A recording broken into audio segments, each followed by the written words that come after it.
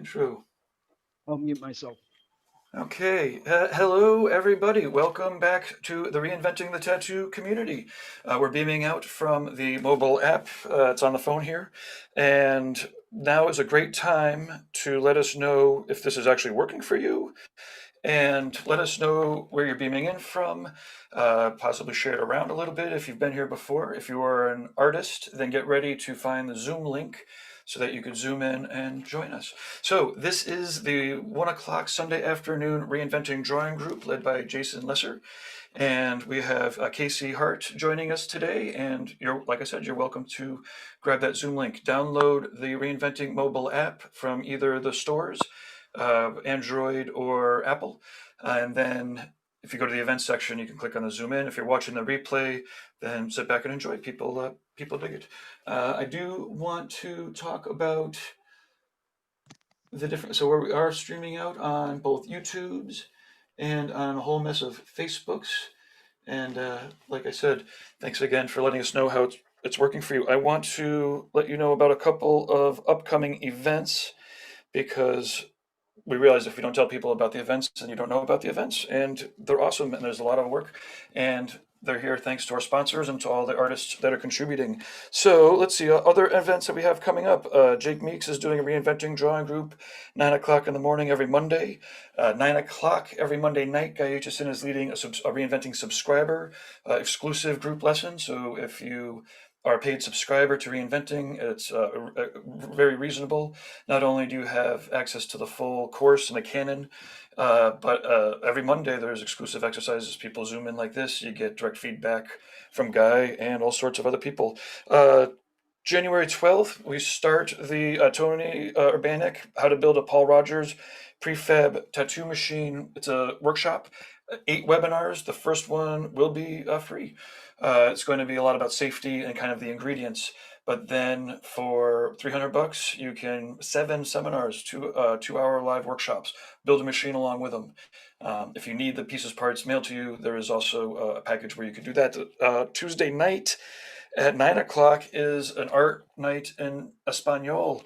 Hablamos de arte con Bruno. Sorry, my pronunciation's horrible, but if you speak Spanish, 9 o'clock Tuesday night, it'll be pretty awesome. Wednesday, January 13th at 10 a.m., Alex Van Dutch from World Tattoo Events is going to be interviewing Marco Leone, one of the very first, if not the first, Italian tattoo convention promoter.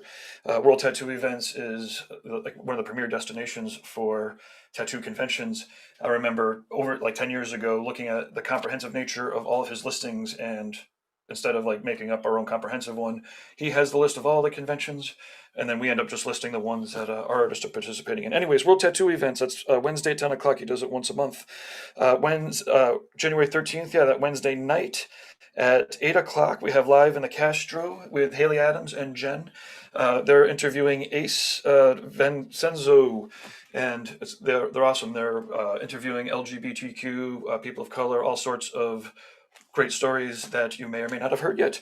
Anyways, that's it's happening once a month also, unless people keep requesting more. Tattoo Collecting Podcast every Thursday at 12 noon. Jordan Rookus and Fawn Baker interviewing tattoo collectors. It's always amazing whenever they send over the collectors' images to show during the live cast. It's always amazing tattoos. Last week was a client of Ty McEwen's.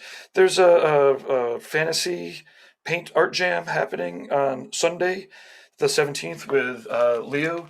So there's so much going on all the time, and a lot of it is care of our sponsors. So, like I said, download the app or go to community.reinventingthetattoo.com and sign up, and you go to the events, and you'll see listings. We have even more events. I don't think Nick Baxter is doing a still life workshop coming up, and I apologize to anybody that I missed. I'm doing this without a script. Okay, sponsors. Right now, our featured sponsor is Inkjet Stencils, and if you check out Andre Malcolm's work, either on the Reinventing app, I know you're sick of hearing me say it, but we're doing a lot of energy there. But you can check out Andre Malcolm anywhere, and he's got videos of himself printing out both sleeves, and like at this point, he's printing out full back pieces on an oversized printer. And you manipulate your images digitally, and then you print out your stencil. It's pretty sick stuff. Inkjet Stencils gmail.com. So I'm pretty sure this is working across all of the spots.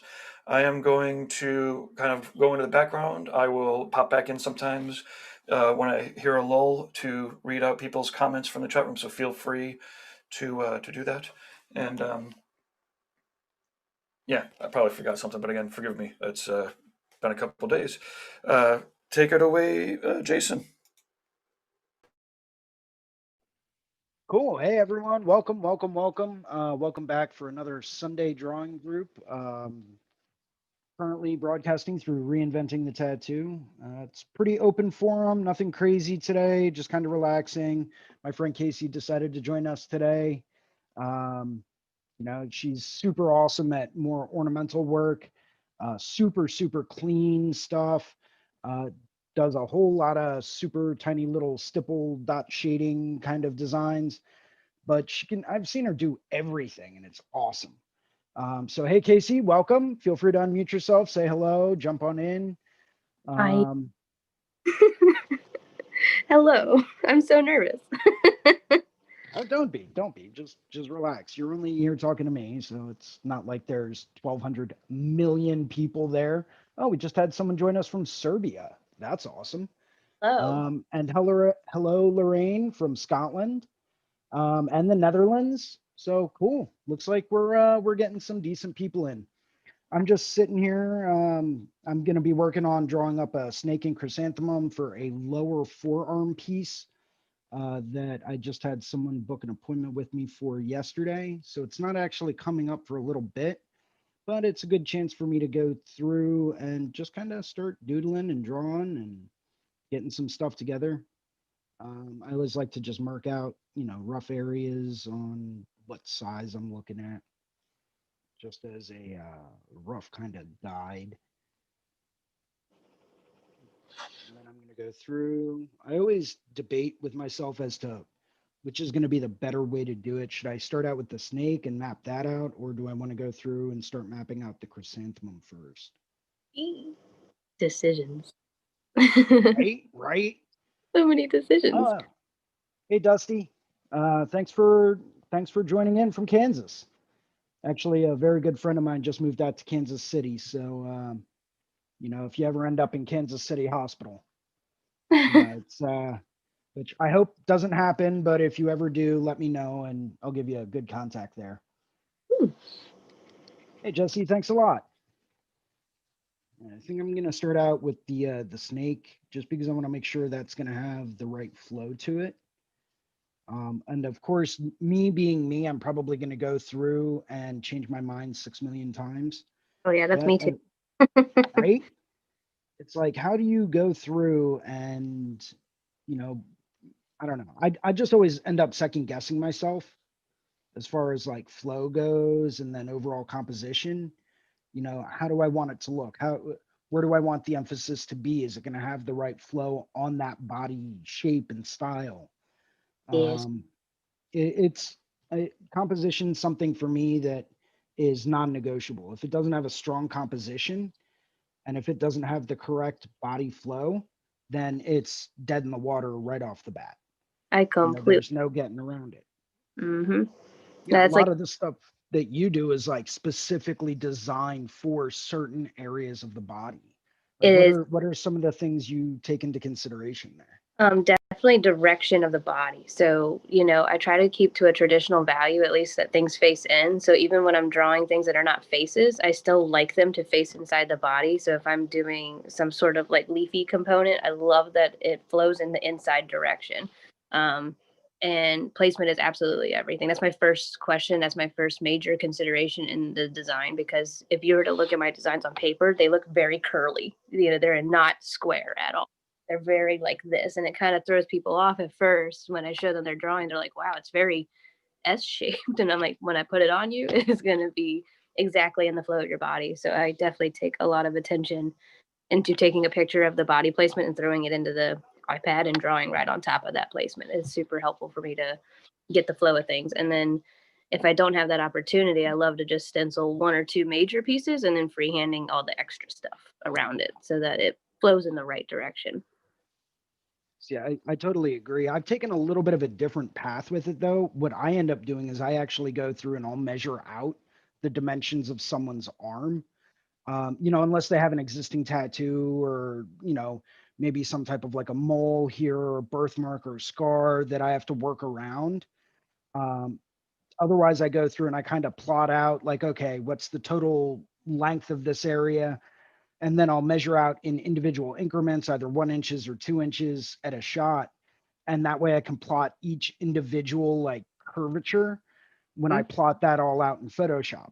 And I've got like a little specific way that I do that to get full sleeve templates, back templates that are specifically designed for that person's individual shape and body area. Now, the one thing that doesn't factor in is where are the major muscle groups? So that always presents a little bit of a challenge, but generally speaking, I've never run into an issue where it's like, okay, well, this just definitely isn't going to flow with this part of the body. You know, everything I try to design to have a very Versatile. very angular, well, more of an angular composition. You know, I try to incorporate as many diagonal lines as humanly possible. Simply because when you put in diagonal lines into whatever it is you're designing, that's going to create movement. It's going to create flow and it's going to move your eye around a piece. The old masters and old oil painters, old Italian Renaissance artists, these are the people that really sat down and figured out, okay, well, if we do a whole bunch of diagonal lines, it's going to move the eye from this point to here to there, over to here, and then back down to there. You know, so I always try to incorporate as many diagonals as I can because that creates a natural visual sense of movement. So everything I do, you know, you usually end up seeing a big X. Guy actually talks about this a lot as far as like a 3D figure eight. Yes. But most of the stuff I do, you can almost always see some kind of an X pattern or some kind of a an S-shaped pattern. Mine's You always know? definitely almost always drawing an S shape first before I start pretty much anything, unless it's very symmetrical ornamental pieces. Those are pretty straight up and down. Well, yeah, but even when looking at your work, even with those symmetrical ornamental pieces, you can still see a natural S shape appearing in a lot of the work that you do. Yeah. You know, and that automatically lends itself to creating a sense of depth and dimension, regardless of whether or not it's ornamental or if it's, you know, representational, whether it's, you know, black work. I mean, even tribal. If you look at, you know, early 90s tribal, which, you know, I personally, I like the design aspect of it, but I'm not a huge fan of actually tattooing it. I think there's so many more interesting things you can do with areas of the body such as that. But even with stuff like that, you can see the general curves and S shapes that are naturally created. And if you look at the ones that are really truly successfully done, you oftentimes see almost a diagonal composition in a lot of the stuff that they end up doing. Yeah. And it makes me wonder, like, if those people, you know, that decide to get stuff like that, they're actually looking at some of the old Italian Renaissance masters, or even some of the great Dutch masters as well. Dutch masters, yes. But they come in handy for so many different things. But it makes me wonder if, you know, maybe when early 90s tribal was starting to come about, whether or not someone sat down and said, okay, well, if we do it like this, it's going to look way better than if we did it, you know, kind of just like straight down. You know, because we all know that if we go in a very linear form, it's not going to look right on the body at all. Right. There's nothing perfectly straight up and down on the body. To me, at least, I see circles, I see diagonals, like everything that you say. And I'm seeing those lines when I see somebody's body part. I am literally seeing them going this way, this way, this way, and then trying to make something that comes in between those. Look at that pretty snake. I do love those brushes for just getting a general. Right. General sense and general idea. Maybe I'll tilt that a little bit more, but I think that should be a fair start. Casey, is there any chance that you could turn your phone sideways? Let me turn it Then the camera will fill up the whole thing. in. Yeah, perfect. Sweet deal and a happy meal. Sweet deal and a happy. Nothing wrong with a sweet deal and a happy meal. I mean, don't get me wrong. I still love myself a Happy Meal. Okay, I do. I do love Happy Meals. I will never deny that. I will never deny it. Ooh, I'm wicked excited. I think we just booked Travis Louis to talk about artists, painters, and shit. Yes. Really? Yeah. Do you guys know Travis Louis? I do not, but He's out of control. This is all just he's still out of control. a vicious rumor until we. I mean, I guess like I said, he just confirmed. But here, Now, Gabe, you know, we don't really like vicious rumors. fair enough. Because then it's But, just like a tease. Regardless of whether he beams in or not, let's check out this. Dude. Oh, All right. I'm excited. way too cool. So, TravisLouisArt.com, he's got very affordable prints. All of his characters have so much energy and emotion. It's and he teaches at an art school. It's all online now, so people can take his art classes online and shit. But he's always, if you find him on Facebook, then every day really, he's always posting up about another artist, and he's very knowledgeable. He's out of control. He's amazing. Look at this shit. It's out of control.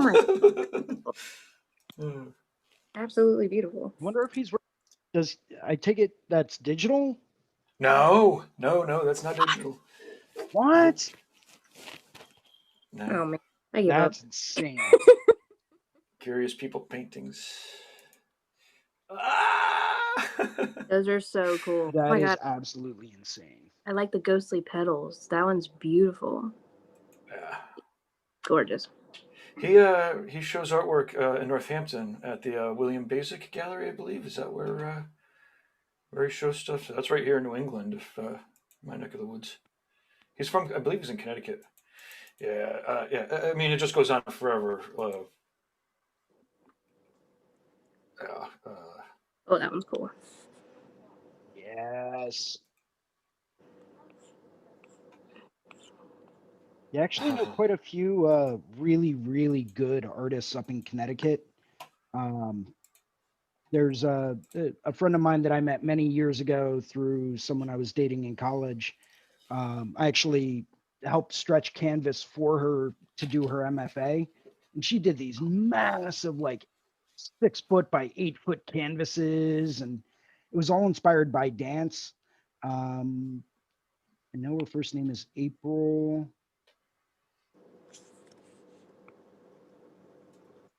Yeah, what her last name is.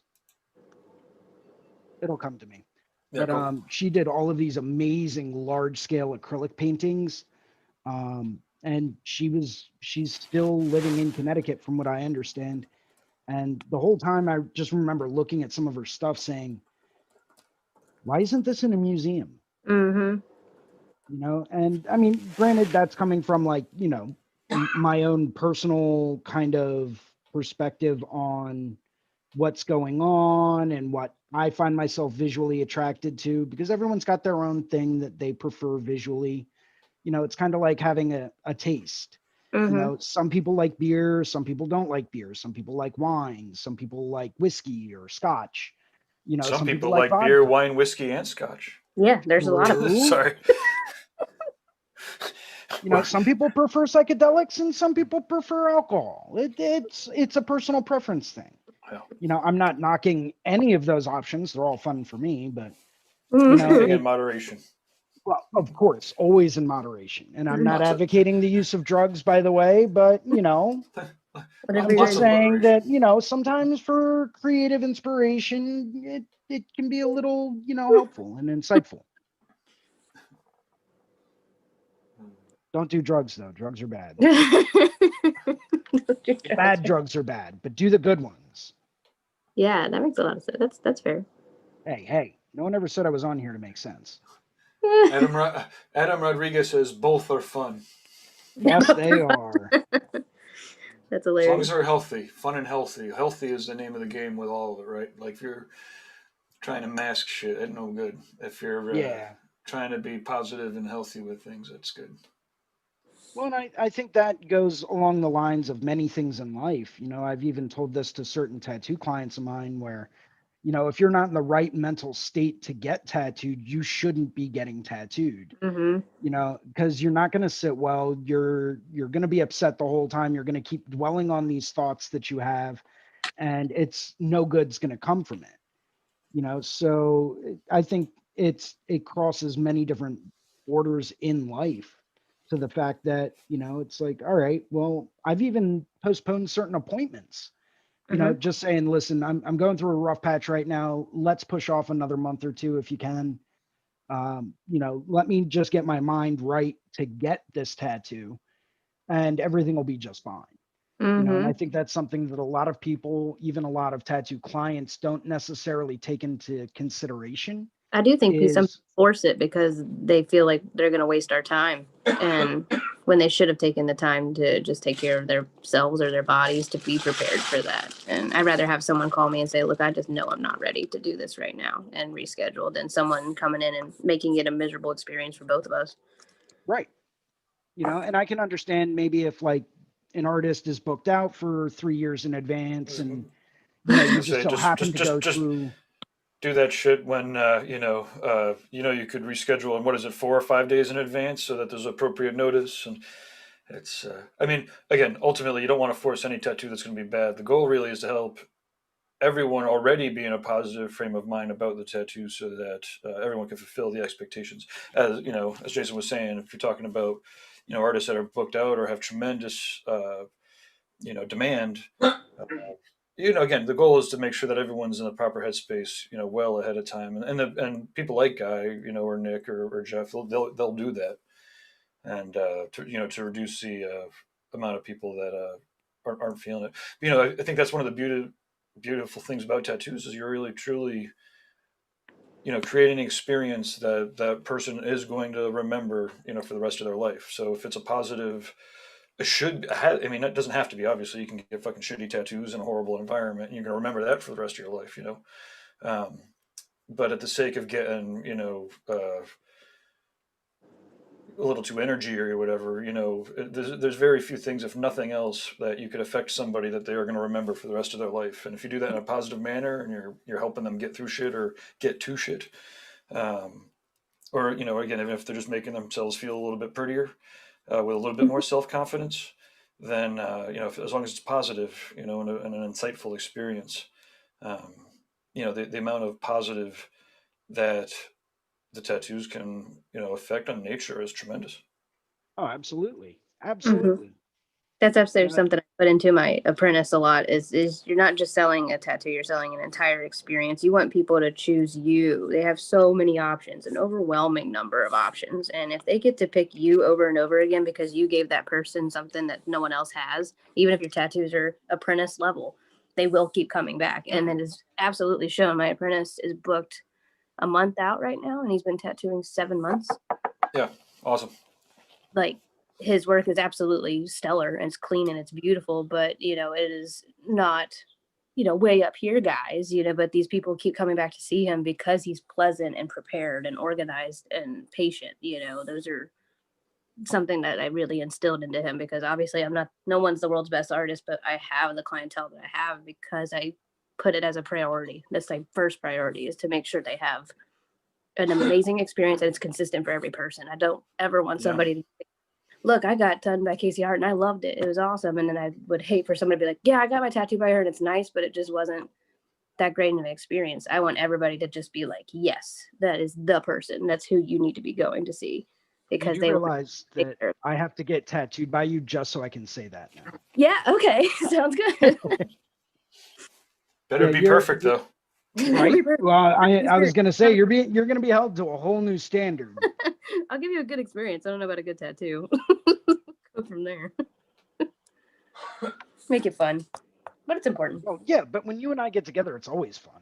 Oh yeah, absolutely. Oh my God, I miss conventions. I miss conventions so hard right now.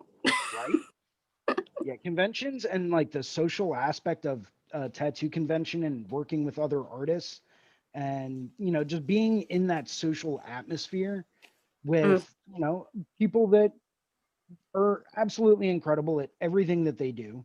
It's that to me has been the hardest part of this past year. Once again, coming from a personal perspective. Oh, hey, David.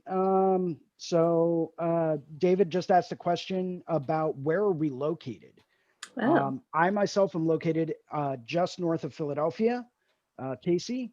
So I live a little bit northern part of Baltimore, and then I work in Pasadena, Maryland, which is about 30 minutes from DC, I would say.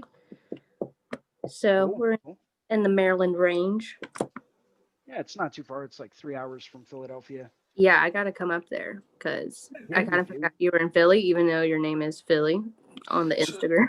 Philly, Casey. Jason Louis just, or sorry, Travis Louis just posted up in the Facebook. He says, "No pressure."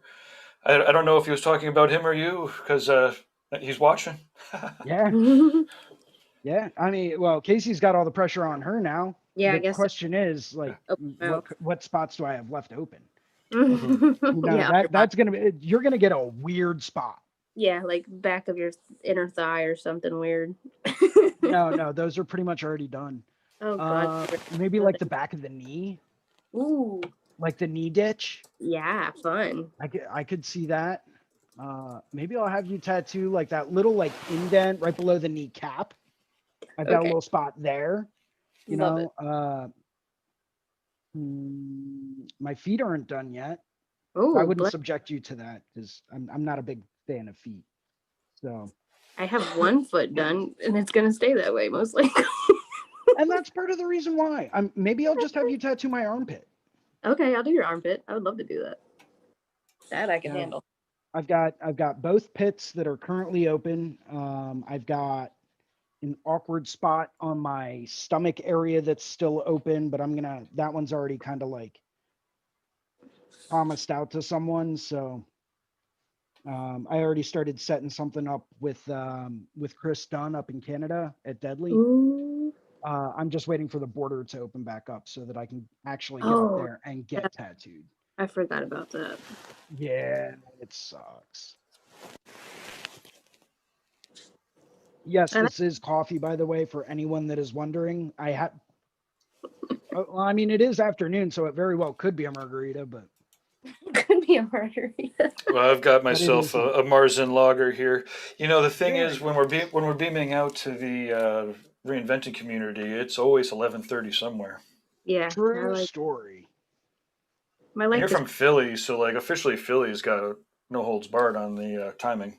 Yeah, our bars open up at 9 a.m. It's What? great. Oh yeah, That's and that's hilarious. that's if they don't do like the traditional what I call the Irish lock-in, Yeah, which I was actually in when I went and worked a show up in Ireland. Highly recommend it, by the way.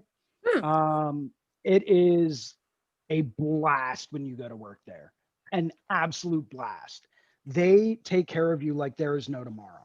yeah, Oh, I Um, agree. I have had a great time in Ireland also, a couple times.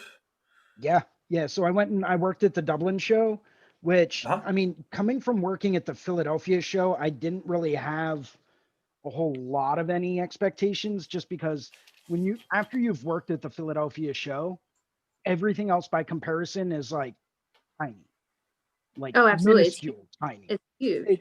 It's ridiculously huge. I mean, what did they have last year? What, two? I think it was 1,000 booths, 2,000 artists and vendors or something like that. Hmm. They got something like 30,000 people through the door over the weekend. That's It's so crazy. absolutely ridiculously huge.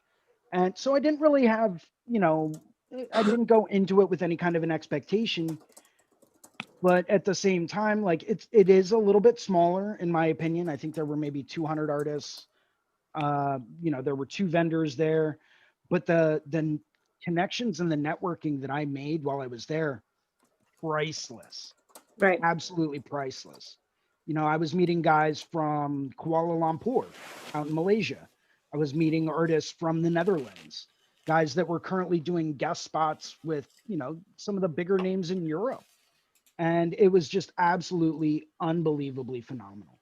But one of the after parties was held at a small Irish pub, kind of on the outskirts of Dublin in like, more of an industrial residential area.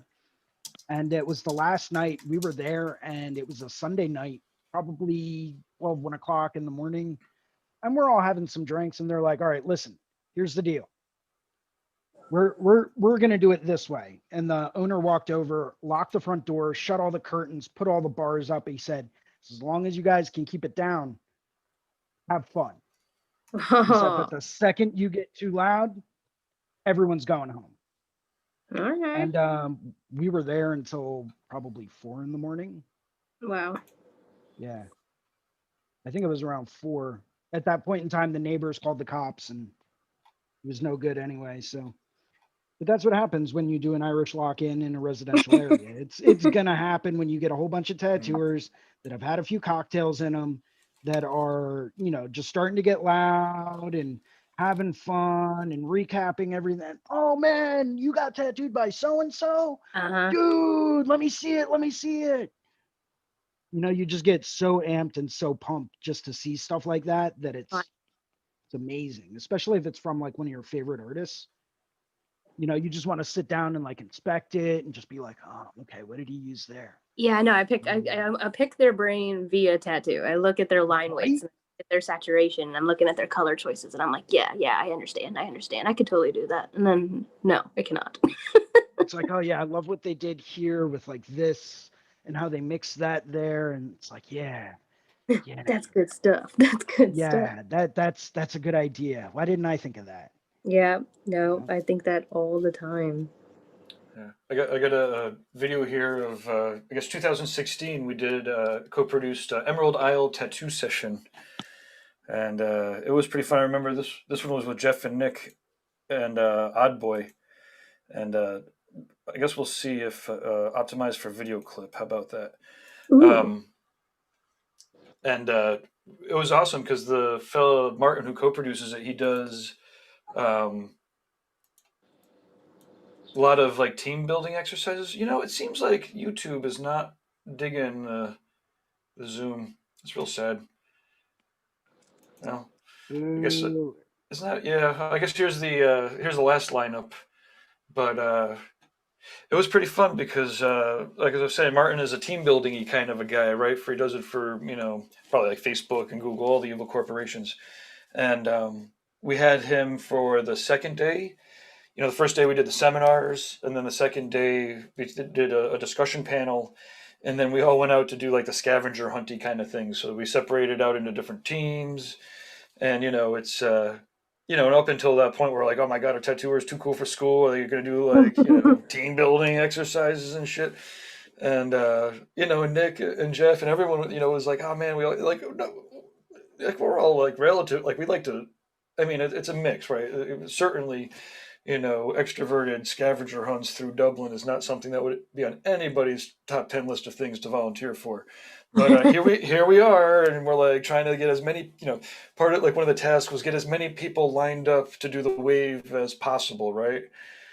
And there's always like 2 or 3 people there that are in the group of 6 or 8 that'll be like, okay, well let's get it started, and then 2 or 3 other people in the group are like, well I'm not, okay, let's just do this.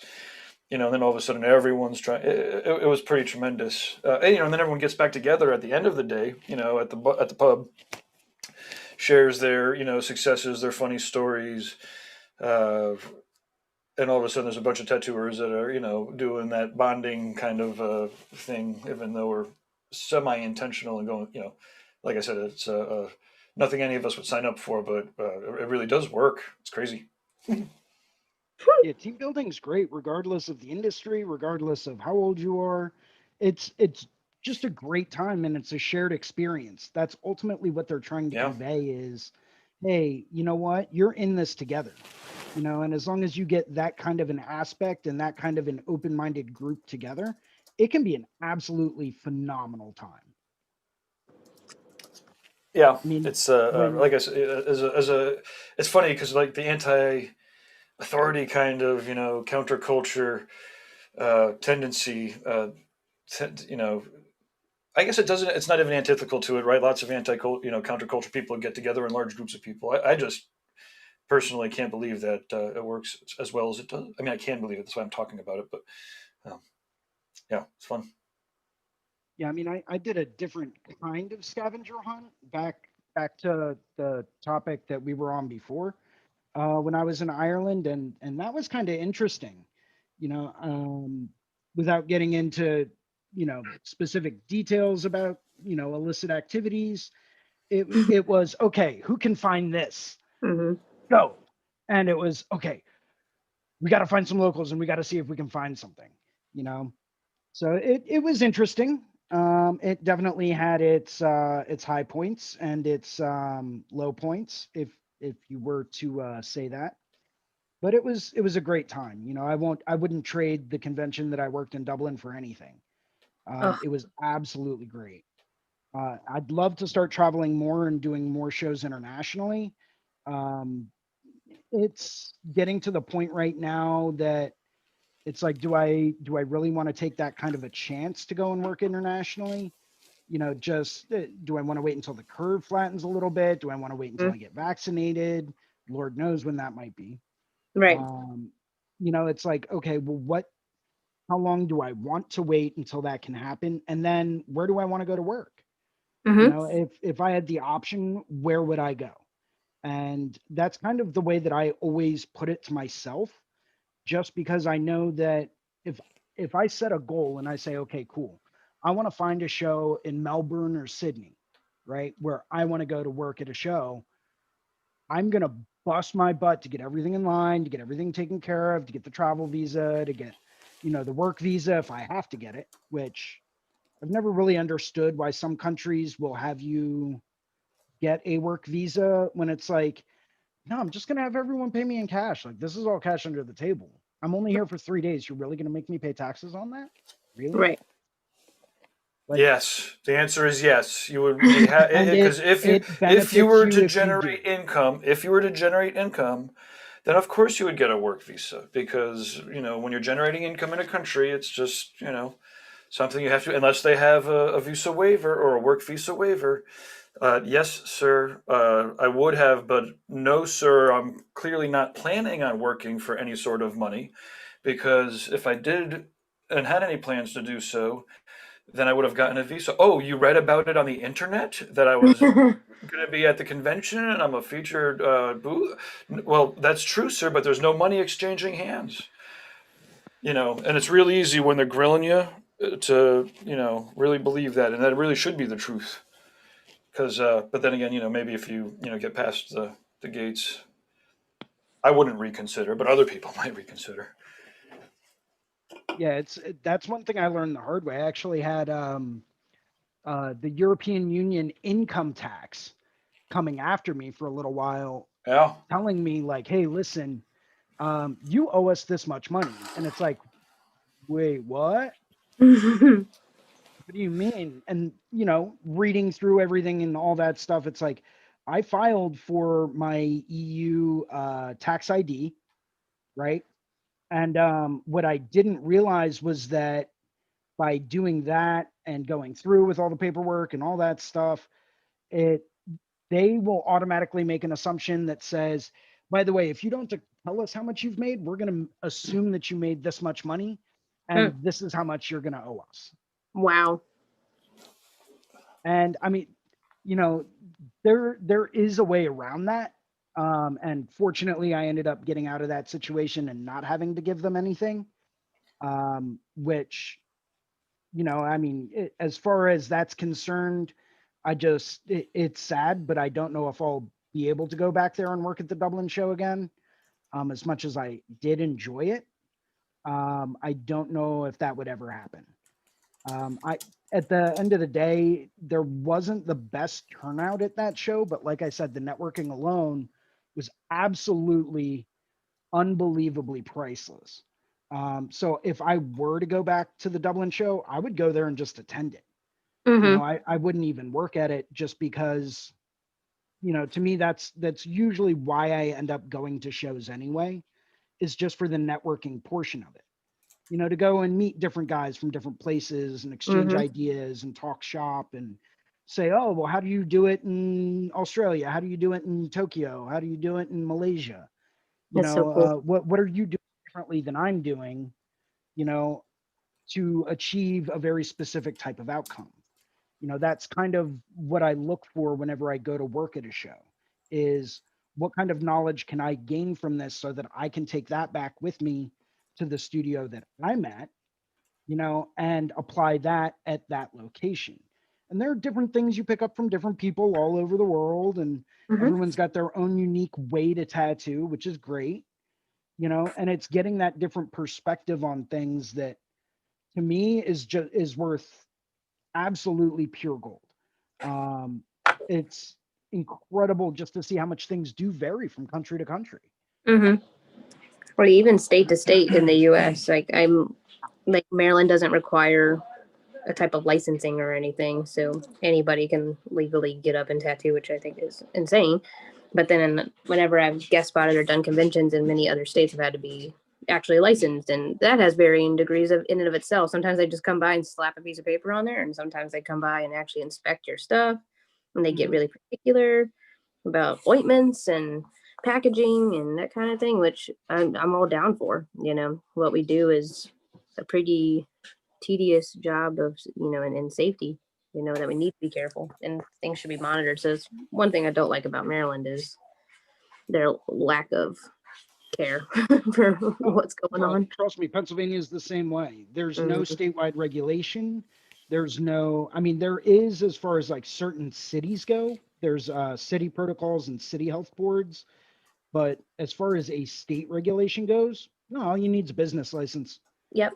I'm not advocating going to Amazon.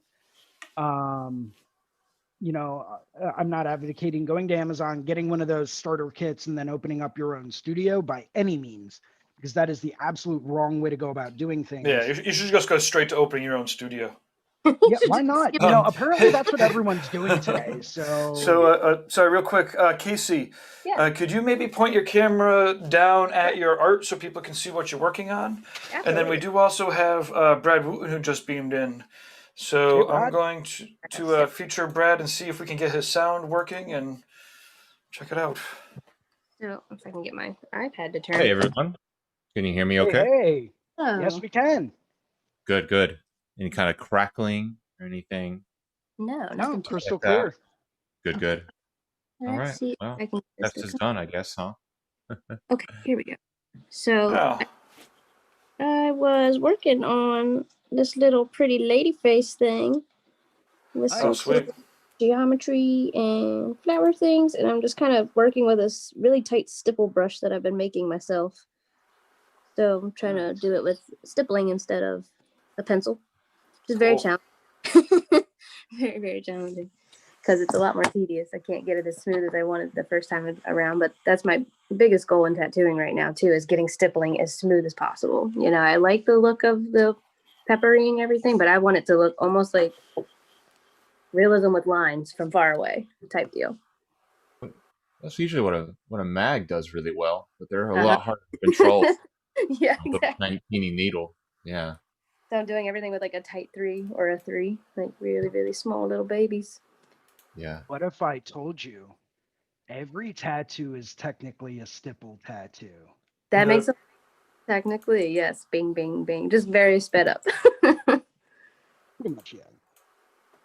Very, very sped up. What was it, like 2,000 times a minute? 3,000? Whatever it is. It was some number like that.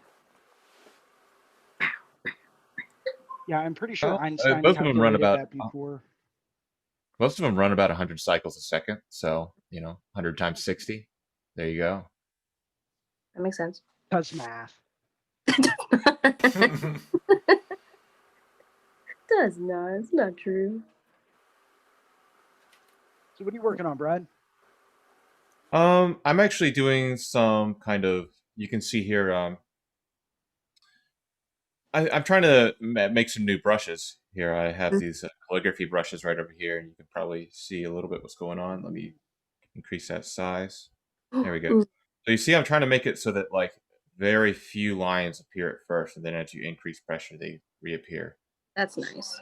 So you That's can kind of awesome. not necessarily change line width, but change the number of lines as you go. Man, I need to do some more adjustments to it, but you can kind of see the results I'm getting right here. Mm-hmm.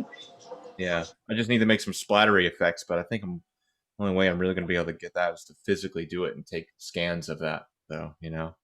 Could go out and buy some too, but that's no fun.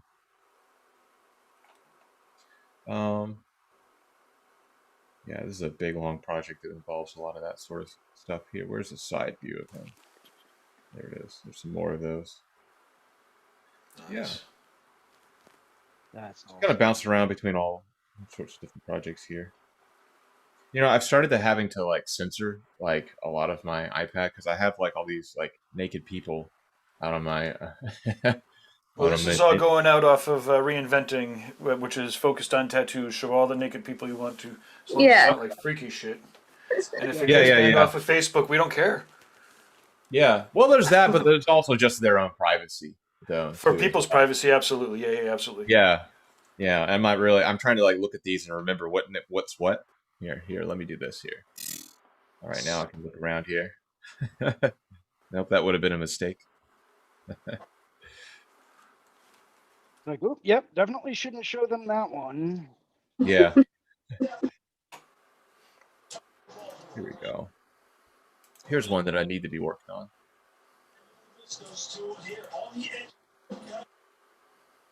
Nope, not that one. There we go.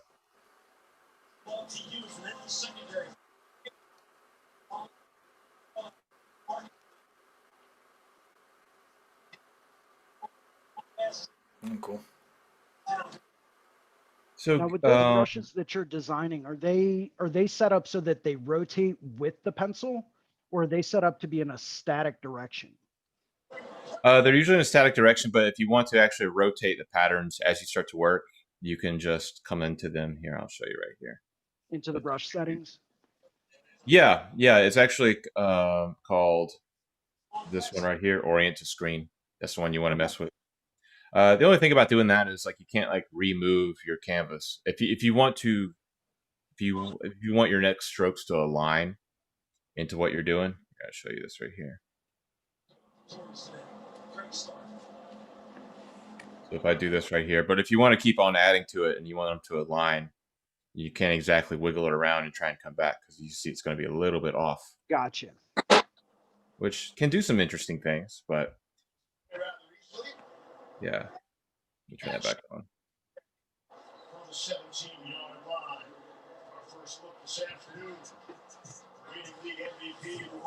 I've been curious what these drawing sessions look like because Gabe, you asked me to host one of them.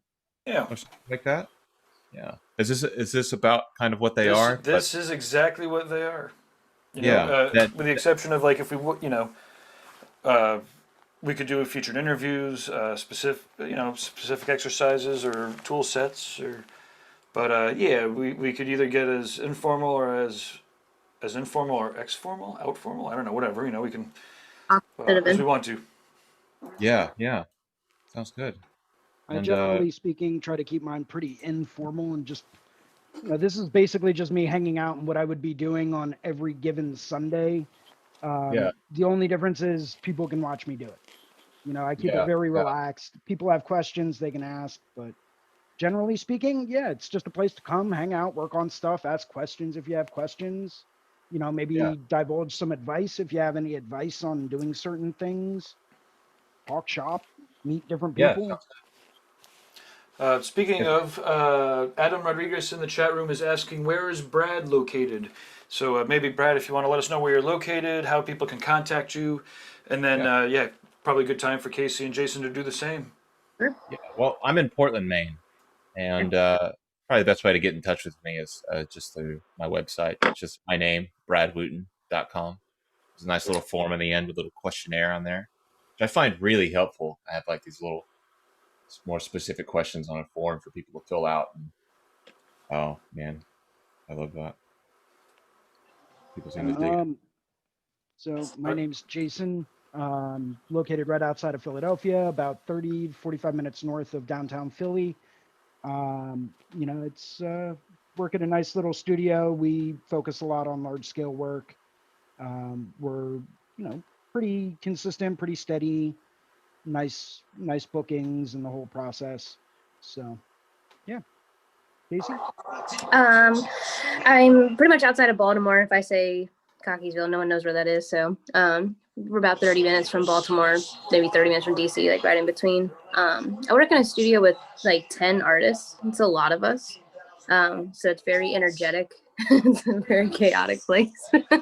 But I definitely have my own little Zen corner, I would say. I have a website, pretty thorough website, CaseyHartTattoos.com. And then my Instagram is ARTXHART tattoos.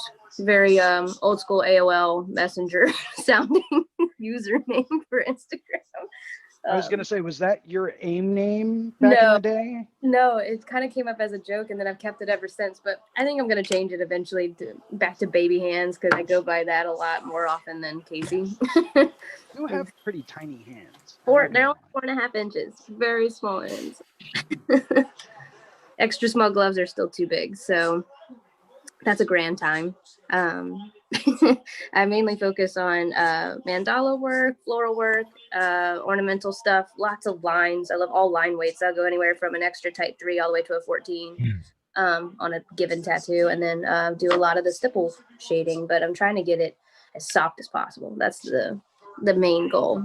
Alex Sorsa and Squire Strand are probably my two biggest influences, I would say, on their level of artistry, and what they can pull off on skin with line work and stippling is just absolutely beautiful. So that's the eventual goal, is to be on that level.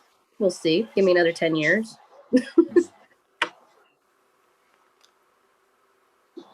Does take time, that is for sure. Mm-hmm. Cool. Well, I'm actually going to just, while we're at this contact info stage of the stream, I'm going to share the screen and show off the Reinventing the Tattoo app a little bit. There are people still watching, and if when we're done with this, we want to keep the stream going for another 15-20 minutes, I'm definitely down. But yeah, so we are streaming out through the Reinventing the Tattoo app. Or community. You can go to community.reinventingthetattoo.com, or to the Apple or Android store, the Google Play Store, whatever the hell it's called, and then do a search for Reinventing the Tattoo, download the app, and there's a whole free community that is supported by our sponsors. And yeah, I think we're looking at the... Are we looking at the home screen right now? Oh yeah, okay, so we're looking at the home screen right now. And you will see all of the events. And obviously this is the 1 o'clock Sunday afternoon Reinventing Drawing Group. We also do them first thing, 9 o'clock in the morning on Monday with Jake Meeks from the Fireside Tattoo Network. And it is early, 9 o'clock in the morning. I'm usually up at like 4 or 5 in the morning anyways, but like getting ready to click the buttons, go and shit by 9 a.m. is definitely... it's great. It's makes sure that by 10:30 in the morning on Monday, we're already going. And anyways, so yeah, so there's 9 o'clock in the morning. We've got the 9 o'clock at night, or early to rise, late to bed. The 9 o'clock exclusive exercises with Gaia for subscribers. There's how to build tattoo machine workshops, Spanish art jams, Italian tattoo convention, history interviews, live in the Castro, straight from the heart of San Francisco, tattoo collecting. Okay, so there's all sorts of events, and that is one of the cornerstones of the Reinventing app. There is also places for people to post up and share with each other through these feeds. And then there's a whole subscribers area. So if you're a tattooer, it's well worth the bucks, and you can come in here. It's got the full RIT Canon. I think, yeah, it looks like this is all working here. And I'm not going to resume the course. This isn't necessarily a sales pitch. I'm just kind of showing off kind of what's going on with the app. But professional tattooers and apprentices can subscribe to the Reinventing Professional Edition, I guess, or whatever. And then not only do you get the Canon and all the courses and all the videos, but there's also exclusive exercises and events. Okay, other parts of the app here, we've got the groups. And this is where you can join all of the different types of topics that might be of interest to you. So when you go to your My Feed, you can see kind of just the groups that you're interested in. And there's some pretty cool ones. There's a marketplace so people can buy and sell shit, and we stay out of it. There's a library here. Okay, I'm going to talk about the library, video library. These are all the shows. So you can see this is the Reinventing Drawing Group. The replay for this show will end up here. There's the Reinventing the Tattoo podcast, where Guy is doing in-house interviews and discussion panels. And all the other shows, you can find all of the replays here. And I'm going to stop the tour there because it's been a couple minutes, but there's a lot to explore. So I would just encourage people to go to community.reinventingthetattoo.com or to the mobile app store. And we're back to drawing and shit. To drawing and Yeah, shit. I have to say, man, so I was a bit skeptical when I first joined. I was like, okay, well, I already have a copy of the book. Do I really want to join this? It has been absolutely incredible. Highly recommend it if you find yourself in that position where, you know, you're feeling a little bit stagnant with your work, or you're trying to find something that's really going to help push you to be a better artist. Highly recommend it. I don't get paid, by the way, to say any of that. It's just what I have personally found to be true. So I'm not really getting anything out of it. I'm just an advocate because it works and it's helped me out a lot.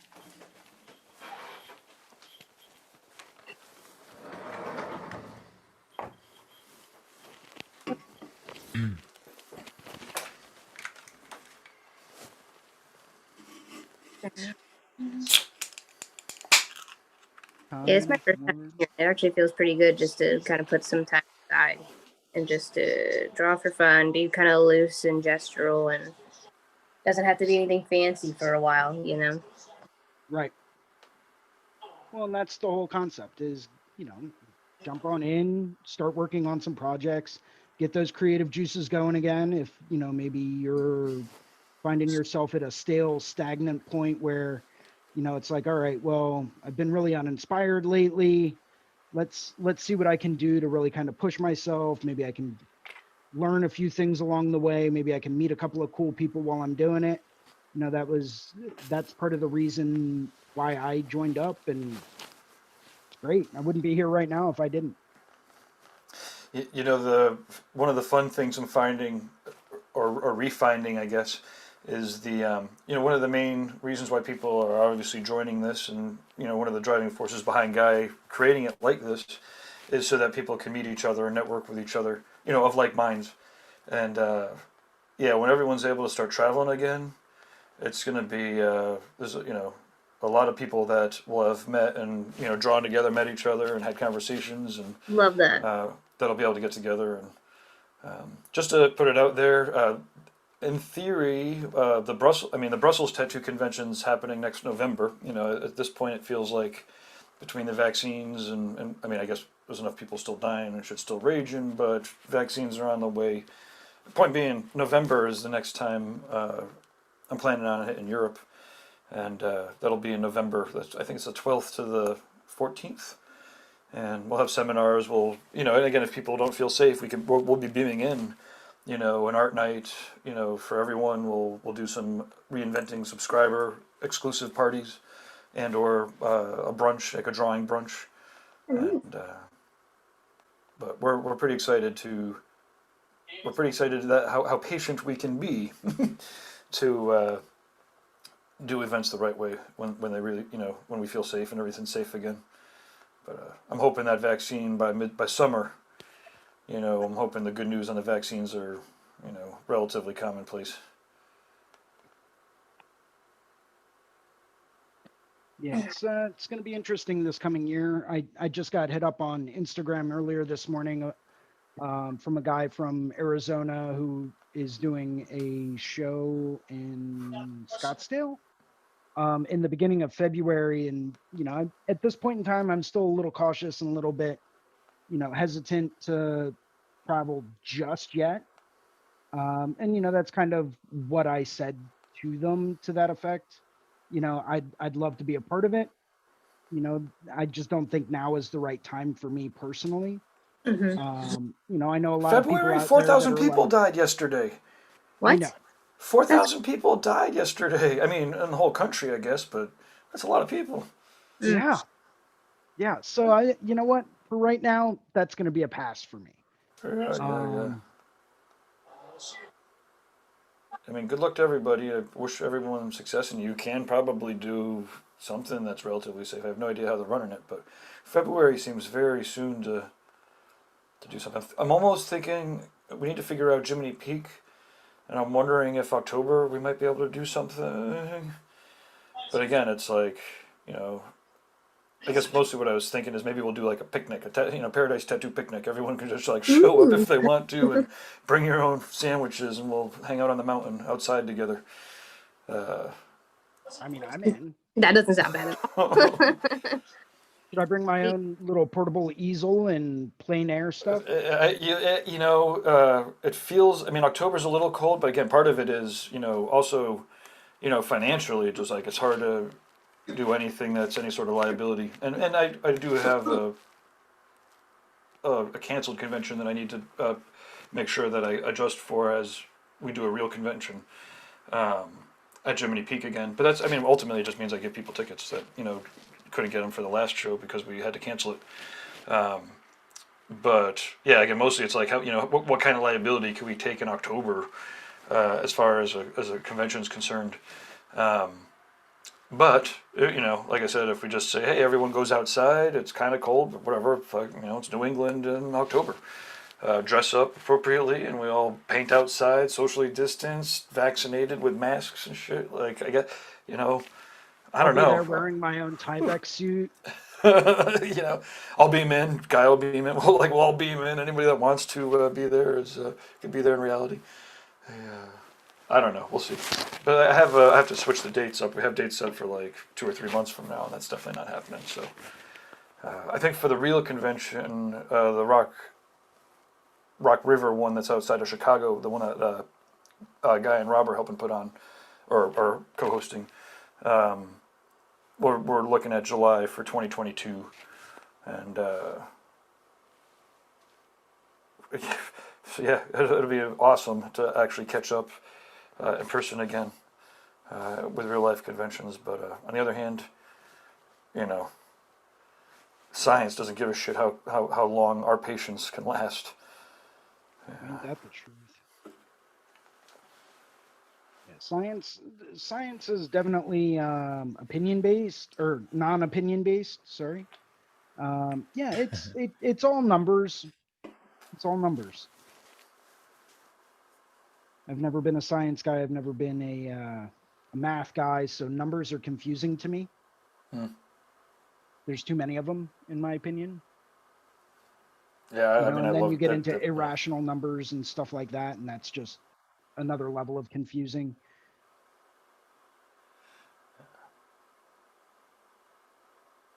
Mathematic wise, I can get up to like pre-calc. I'm definitely like, as a computer programmer, I'm very algorithmic ish, thinking. I definitely know how to, make structure. I'm a programmer, computer programmer kind of a guy. So, making invisible structures that run through environments is kind of up my alley, which is a lot of variables. I create I create systems of variables. I love variables. Yeah. Yeah, that always feels more like a language than, or learning a new language than doing math, though. Exactly. Depending on what you're yeah. doing, though. Yes. 100%. Like pattern recognition and prediction and manipulation is 100% a language of Yeah. and the brain really I believe the brain processes it that way, and so like dance is just as much of a language as Spanish is or English is Mm-hmm. or I don't know music. what I'm drawing right now. It's fun to see you draw on caricatures and shit. I've been starting to warm up doing just dumb cartoons. Uh-huh. I've been really wanting to do some kind of an animated short or something, and it's I've kind of lost touch with this side of myself, doing all these serious tattoos and things for the past 13 years. Absolutely. Okay, so wait, I got some. Let's see here. Vern Frederick says, "Hi everyone. I hope you're all doing well. I need more ink. I can never have enough." So Is everyone taking clients? Is that something that I certainly, yeah. yeah, Hmm. cool. Well, Yeah. everyone here is worth traveling to get tattooed by. That's for sure. Yeah, we've been, I think we've been open since June pretty steadily. And I actually expected a really bad slow season, but we found that it's kind of been the opposite, that people feel probably that they have this extra income from stimulus or from, other Christmas presents and things like that. And then people have time to get tattooed. They're at home or working from home. And we've had a very, very busy season. I've been consecutively booked for like probably about 3 years now, I would say. But there's a lot of my walk-in artists and my apprentice who's just been super, super busy. And I'm actually pretty grateful for it. So I'm sitting here thinking there's other people out there without any jobs at all right now and don't get to work. And here we are as artists. I'm thriving, and I'm really, really grateful for that because not everybody has that opportunity right now. Yeah, it's real tough to listen. I mean, and there's less tattooers complaining, but these days, like at 100%, and it's that's a force that's happened a couple times. In the 25-ish years I've been hustling tattoos. There's been a couple times where things get real lean. And the thing is, it's like tattooers at the base of it, you could tattoo people and give them a good experience and they're going to come back with their friends. And it's real simple, one to one, 1-to-1. And as to your point, if you can't go on vacation, can't afford the $3,000, $5,000 vacation, still might be able to afford the $750 tattoo. Mm-hmm. And as a tattooer, even if your clientele, if you're booked out a couple months, or a month even, if you're booked out 4 weeks and half your clientele has to, is suffering and can't, keep their appointment, you still have 2 weeks of, solid tattoos to do. And again, if you're showing them a great time and doing a good tattoo and they're coming back with their friends and family, as I joke with Jason a bit, you sacrifice enough to the tattoo gods and they'll treat you harshly, but they'll treat you well too. Mm-hmm. They will provide. I had to sacrifice my favorite goat earlier this week. Well, you have to be careful. There's some vegan tattoo gods. True. Mhm. Very true.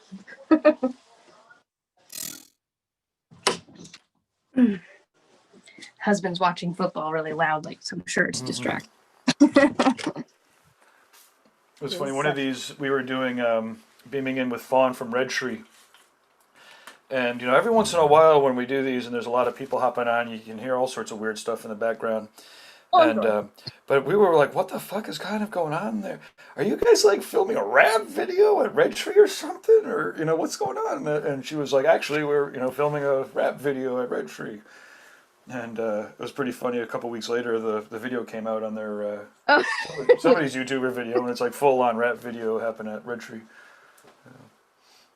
Which is pretty awesome, by the way. Like that it was a little difficult to hear, but I mean, when you finally saw that finished product, you were like, "Oh wow!" It was completely Wow. chaotic to go through. Right? But like a drunk critique, sometimes we go through like hours of fucking chaos. But so it was kind of nice though because it died down after like 10 minutes or so. Uh, but yeah, watching the after product was good. It was pretty good tunes too, wasn't it? You never know sometimes.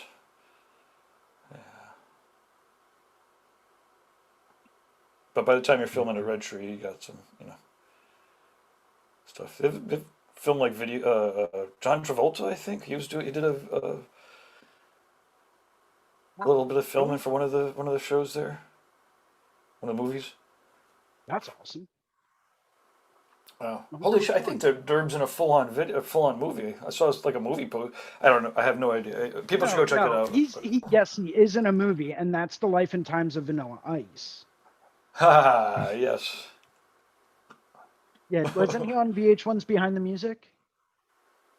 Oh, I have no idea. I mean, I'm sure. I know he's been on that kind of TV a couple times with between Hell City and uh, yeah. I mean, at this point, if you wanted to be on TV, you're on TV.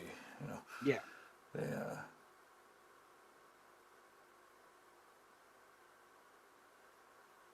I'm pretty psyched as we get this shit together. We'll get this stuff on cable access TV. You know, Oh yeah. there's no question about it. I mean, we have to kind of edit it into 45-minute, hour-long format, but This?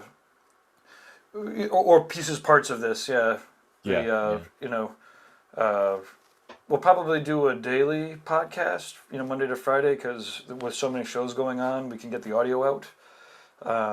But the cable access TV plays a lot of stuff. We've gotten our shows on cable access before, and when the conversations here are going and the art's pretty cool. I mean, some of the shit that goes on cable access TV. you know, this is they love this stuff. The producers and the people that are making the cable access shows. So yeah, it shouldn't be. We should be able to work it into our workflows pretty easily. Um, I guess I say that not having done it for the last year and a half, but we're getting pretty damn close. Now wait, wasn't Tattoo Wars? Didn't that start out as cable access and then it got moved Nah, to? Tattoo Wars was full on production, and Was it? they fucking sandbagged it. It was Yeah, real. It was real sad to that was my favorite show in the world. And then tattoo. Yeah, agreed. It was. it Yeah, just they got rid of Sandbag? that for the reality shows. yeah. They put it on. It was premiering just before Miami. No, L.A. Inc. I don't know, or maybe one of the second seasons. So like, basically, Tattoo Wars was it was a pretty thought out. Well, was it thought out? I mean, it was cheesy. It was like Tattoo Wars, all across. I'll fire it up here. It's worth watching every single one because every single person that was on it was a fucking legendary tattooer. Um, but it was kind of cheesy. It was like Tattoo Wars and with animated kind of the world and the snake and the. Okay, so I really wish YouTube will work here. Let's see here.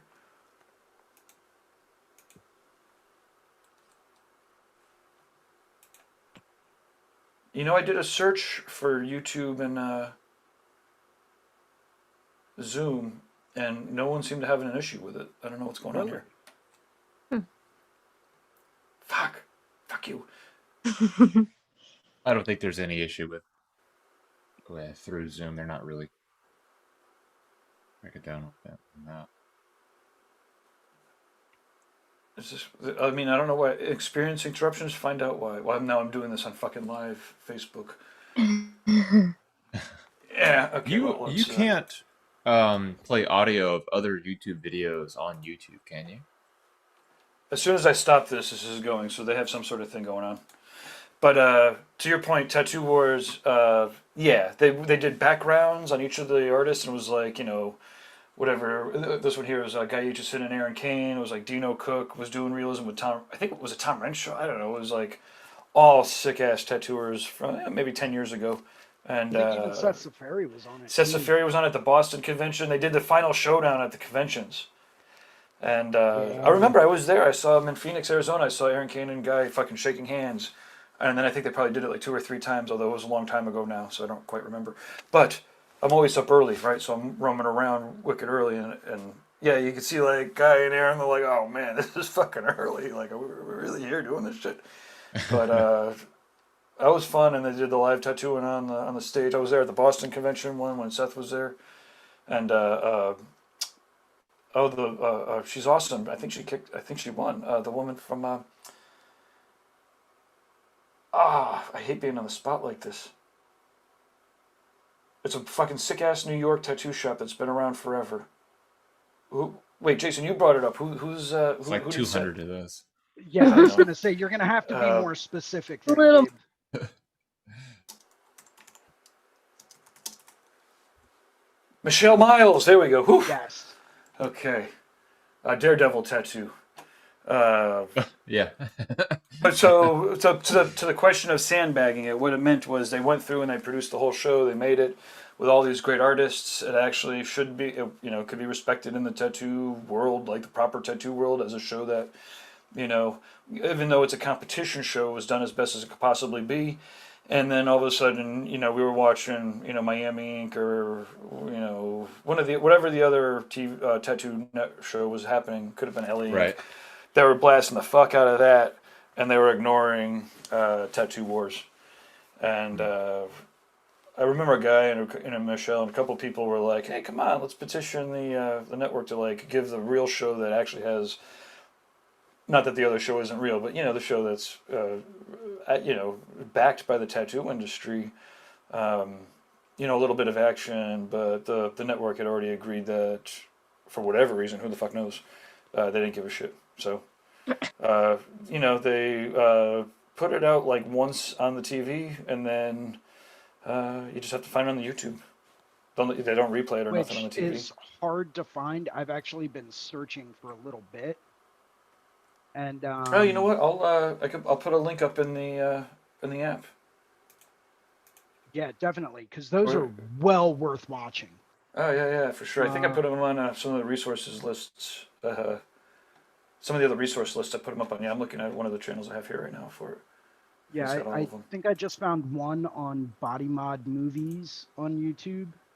Yeah, yeah, that's Um, the one that I'm looking. Well, that's the one I'm looking at now. They probably pull them down if they, I guess, I don't know.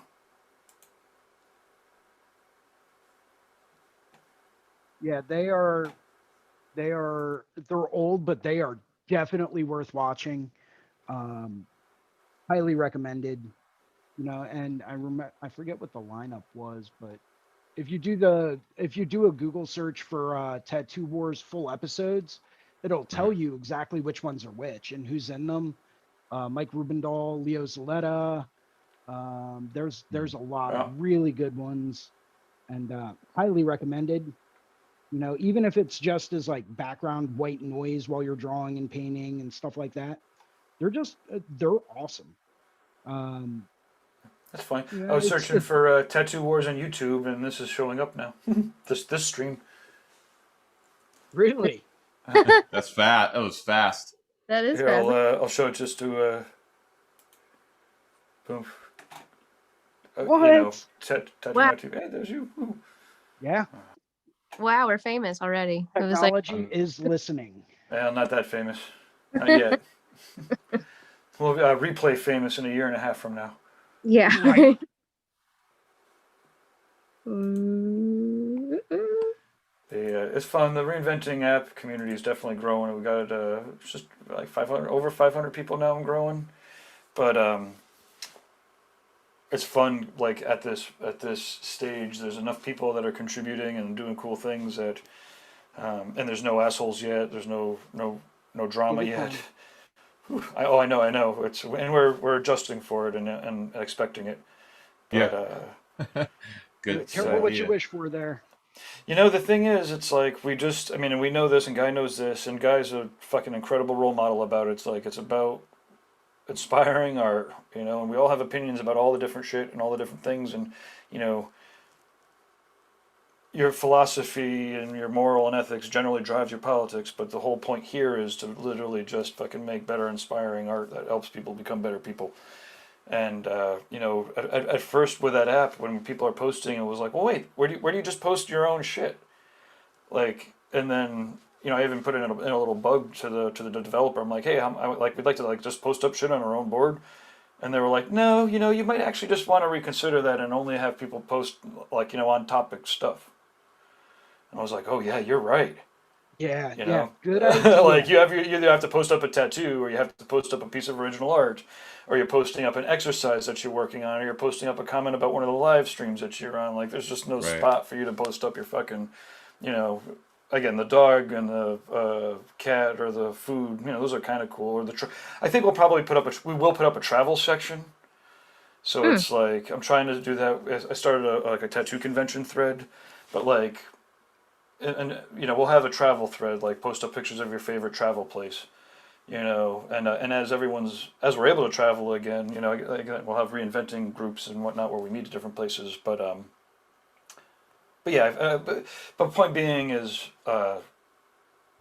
it's really awesome to like have a spot where it's like everybody's like focus is creating inspiring art and sharing with each other. That's it. Like any sort of genre, go fuck yourself. What we want to do is create inspiring art and share with each other. That's it. Yeah, but I think you hit the nail on the head there. You know, as long as you get enough people of the right mindset and the right core values, I think the only thing that's going to happen is it's going to succeed. You know, Well, people are going to have differing opinions about different things, but as long as it's an open, friendly, and, you know, comfortable place to go through and debate certain things. You know, for example, I had someone ask me this before, and, you know, apparently the person that asked me this is pretty infamous for asking this question. But they said, who is the better artist, Picasso or Dali? And it's like, well, that's all up to your individual preference. You know, how can you go through and say that one is better than the other when they've got varying styles and they're both excellent at what they did? So is there really a better artist, or is it more what's your opinion on this? I think you have to define art in order to actually even take one step of that. Like that's Exactly. and yeah, then it's like all. define art, and that's always just going to be a really stupid conversation. Mm-hmm. Oh, it is. Well, the Yeah, textbook definition of so it's a art stupid is something question. created by an artist, you know, Yeah, and an artist is someone that creates art, because art is so interpretive that I don't know it's about that. really open for debate. I don't know about that. Yeah, I don't know if the definition can be the word itself. You know. I mean, how do you define it then? How do you define art? I could look it up.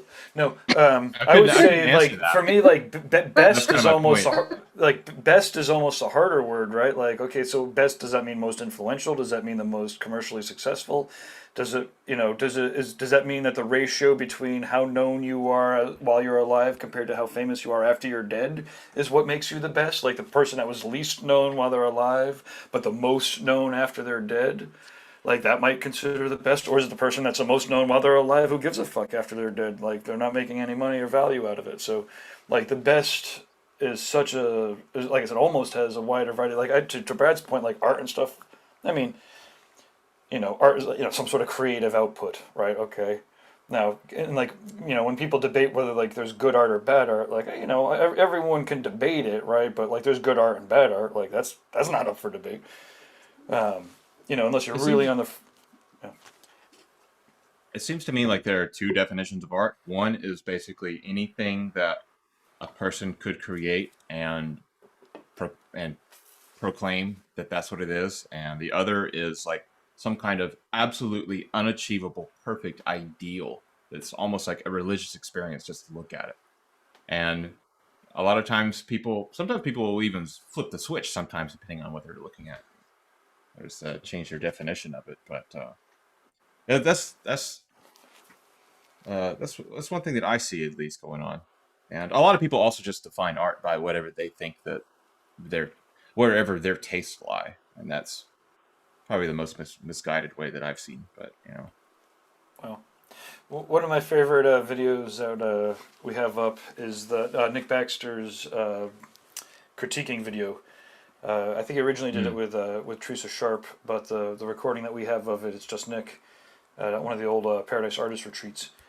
And when he runs through it, he goes through a couple different types of art, and he gets, to the just big blobs of color kind of art, but especially for people that aren't necessarily going through art classes or whatever. And for me, it was really helpful to understand. Okay, I get it. Like, I could really appreciate some of those massive just blobs of color pieces of art. Understanding the intention of the artist, kind of a thing. And it's real simple to just look at pieces of art to be like anyone could do that, but no one else. Well, sometimes no one else did, right? On the other time, obviously people can shit in the middle of a room and call it art, and I've only done yeah, the that once. urinals. some people do that. I mean, I personally, like, if someone's gonna get paid to do that, I'm like all for them, because there's so many people that get paid to do all sorts of crazy shit that, like, I'd rather the artist get paid to do weird stuff like that than anyone else.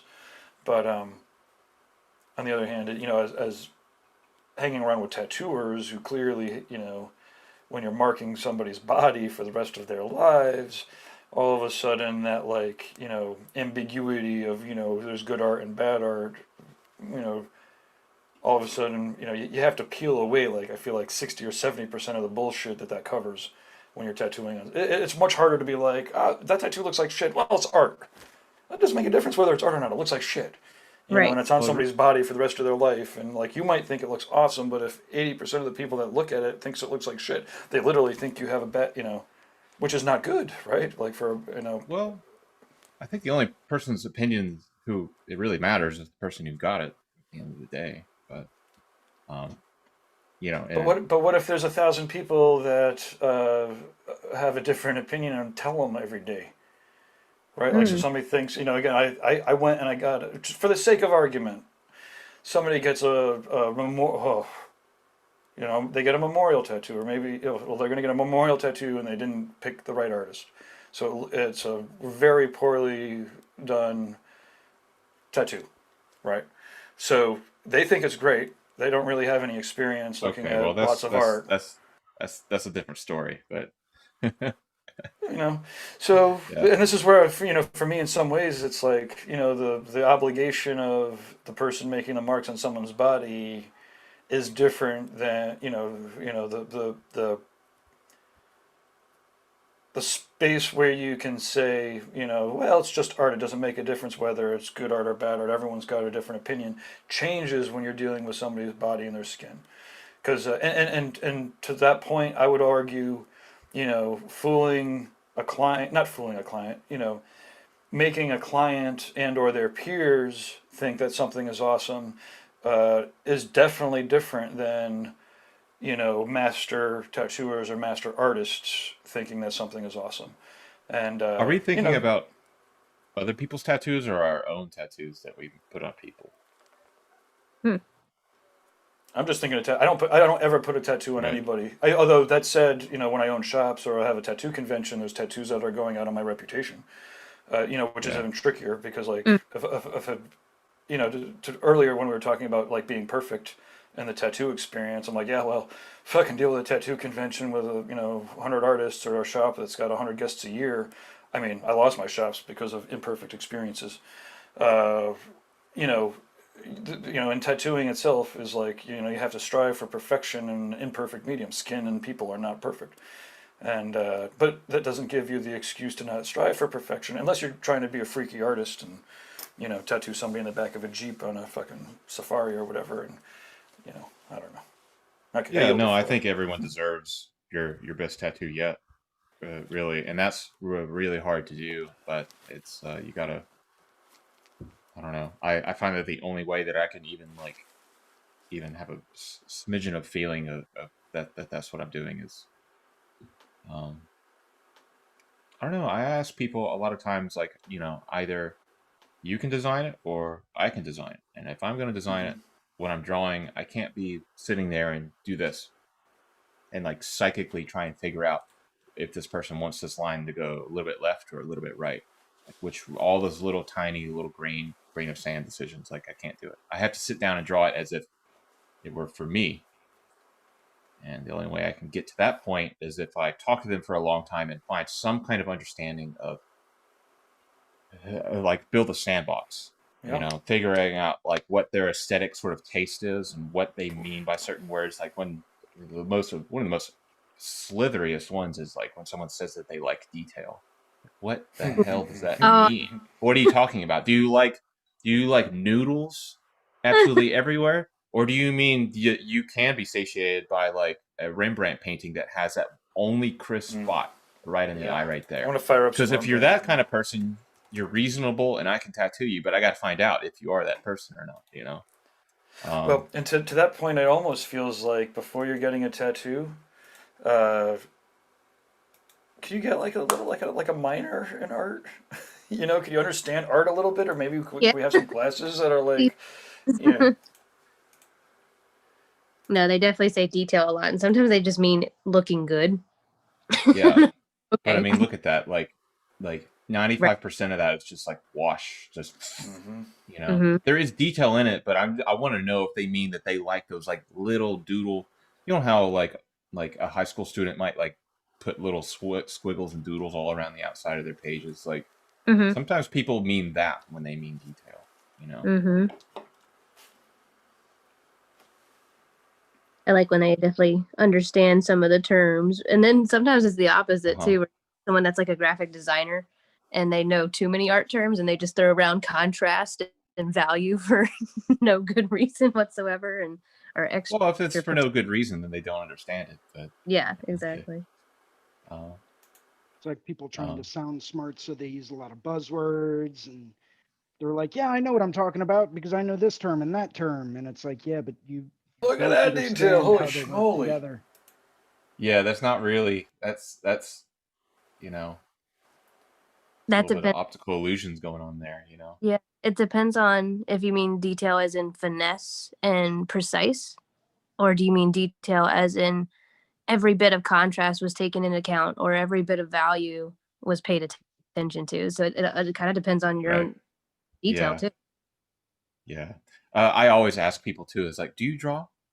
Do you draw? All right. Mm-hmm. Yeah, yeah, and they get a yes or no. Like that tells me a lot about like how I speak to them afterwards. Holy Moses! Could I paraphrase a story that? Could I spread vicious rumors about celebrities? Oh, love it. So Go for it. Mike DeVries was tattooing Sylvester Stallone. Yeah, I think this is the truth. And Sylvester Stallone was showing him like a rough cut of like Rambo 6 or Rambo 10, or I don't even know which Rambo it was. I'm sure it was a great Oh. Rambo. I don't mean to, I'm not disparaging Rambo. He is Well, a I'm talking national about, hero. well, I'm talking about Sly. Yeah. But so like at the end of the tattoo, and again, this is like I didn't get this from Mike, so I got it like 2 or 3 fold or whatever. But unless I got it from Mike, I don't remember. Point being is, you know, Sylvester Stallone was picking apart the tattoo and being like, the colors aren't quite right. This isn't like what's going on. And Mike's like, well, hey, look, I mean, this is the second session out of a third session tattoo. You know, I still have to finish it. And Sylvester's like, yeah, but I don't get it. Like, this isn't working right. This doesn't look right. And Sylvester Stallone is, as you can imagine, has a reputation for being a very nitpicky tattoo client. Very controlling tattoo client. He's got a lot of control over his life or something. And again, this is all vicious rumors. I Right, have no idea yeah. it's true. Point being is the story that I heard was Mike was like, well, wait, dude, did I just like pick apart fucking Rambo 6, what you showed me, and be like, look, this was a rough cut and that was bad and the fucking lighting was still off on this and this sound wasn't mastered and I could still hear your fucking, all, started to pick out some of the things that were wrong with the rough cut of the movie. And Sylvester was like, well, no, the movie's not done yet. And then Mike was like, look, the tattoo's not done yet. Exactly. Ah. And I don't know. I thought it was a fun story. And I Yeah. said, I don't, I swear that Sylvester Stallone also found, was it Mike on Off the Map on our old studio website. I think, I know he did because I heard the whole story a couple times. There's other stories about that, but anyways. I thought that one story had relevance for what we're talking about. Mm-hmm. Yeah, it brings up a good point because I definitely don't spend a whole lot of time doing full rendered drawings for my clients. They definitely get the most basic looking thing, basically a coloring book version. And they come in like, yeah, but is it gonna have all the shading? Is it gonna have dimension and all these things? I'm like, yeah. You just gotta trust me. And kind of like that, where it's only maybe a third of the process for me is the drawing. Almost everything else comes while it's on the skin. And they kind of, I actually kind of don't believe not everyone is meant to be tattooed. I think it takes a certain level of trust and just yeah. You said everyone's not meant to be tattooed? Yeah. Yeah, I ask, sometimes people worry about wasting my time and they'll say that verbally and it's like, look, if I somehow do my job and if that end result of that job means that like you don't get tattooed, then my job is done. Like that's the last thing I want is for you to get tattooed and been like, oh wait, shouldn't have done that. this was all I was just kind of convinced into doing this. So it's like, oh yeah, I'll just let him do his thing. Let the artist do their thing. I think that's also something that's kind of should be taken with a grain of salt. Like I understand why that phrase was made, but no. But the average people are not like 90% of everything is pretty mediocre. Like so, you got to find out if that's going to be into or not, you know. Oh, hey, I apologize. I missed a question from Patrick Boothman from Wales. It is going to be amazing when we get to travel around and catch up with everybody because Wales is a beautiful country. But he was asking, "Hi everyone, I have a mathematical question for Jason. The petals on a chrysanthemum increase each time around. Is there a preferred number of petals that he uses?" And then actually, I'm sorry, real quick, before you answer that, I guess you just answered it. No. I usually try to just map them out as far as where are they going to look the best? Are they going to flow right with the direction that I'm trying to draw them in? For example, and it's kind of tough to tell, but that's kind of why I do like a transparent overlay with the rough map. I'm going to have certain ones coming from behind here. I'm going to have like this little guy peeking out over top. So I'm going to end up going through and erasing, maybe this part here, here, and here. So what visually is going to look right as far as the interaction of these chrysanthemum petals with the body of the snake? I always like to try to integrate as many different elements as I can, maybe having like a leaf in the background later on, or maybe another one over here. But generally speaking, I don't keep track of how many I draw as far as the number of petals. I do try to factor in, is it going to be compositionally balanced? Is it going to have the right weight in one area over another area? Is that, maybe I need a little bit more upward flow in this area, or maybe I need to bring another one out over in this area, just to kind of visually balance it out. Sometimes you do want more of an unbalanced composition if you're trying to show more directional angle of those petals. But typically speaking, I don't usually keep track as far as the number of them go. I just make it look full and, try to get a few of them in there so that it looks visually interesting, but not too many that it obscures the detail in whatever else is going to be incorporated. The answer to that seems like it would be very similar to the how many legs of the octopus should you draw? As many looks, Yeah. as many as looks right. Right. Yeah.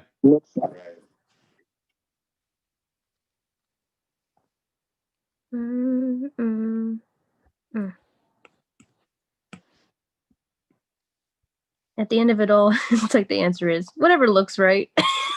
Yeah. Yeah. At the end of the day, you can really only like just listen to your gut.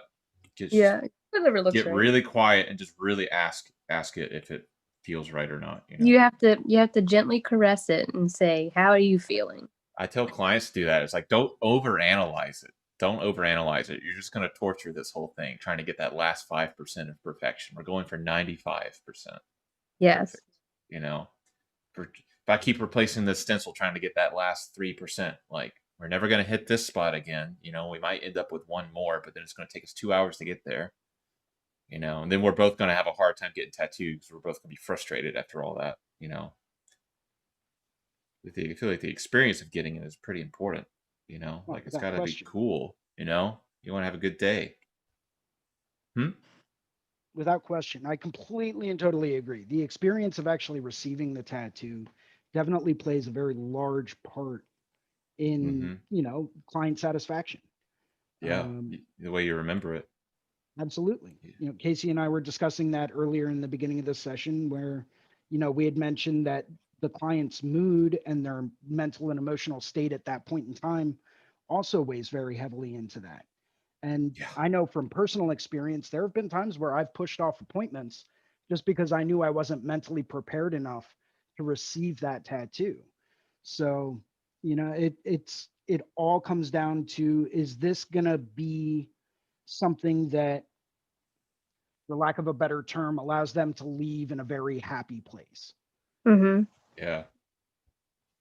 Tattooing that's what's kind of unique about it, honestly, is that it's a real human to human experience. There's not many art forms left like that, where you are in a collaboration and it's all this, well, it's on me. Well, you're like, well, it has my name on it. So it's kind of tough, but it is, a collaboration, feelings and human emotions and whatever I'm going through mentally in my life and whatever that person's going through in their life, it usually comes out in some form or fashion. It doesn't even have to come out verbally. It just comes.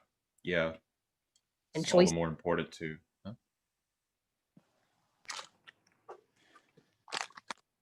I mean, one of the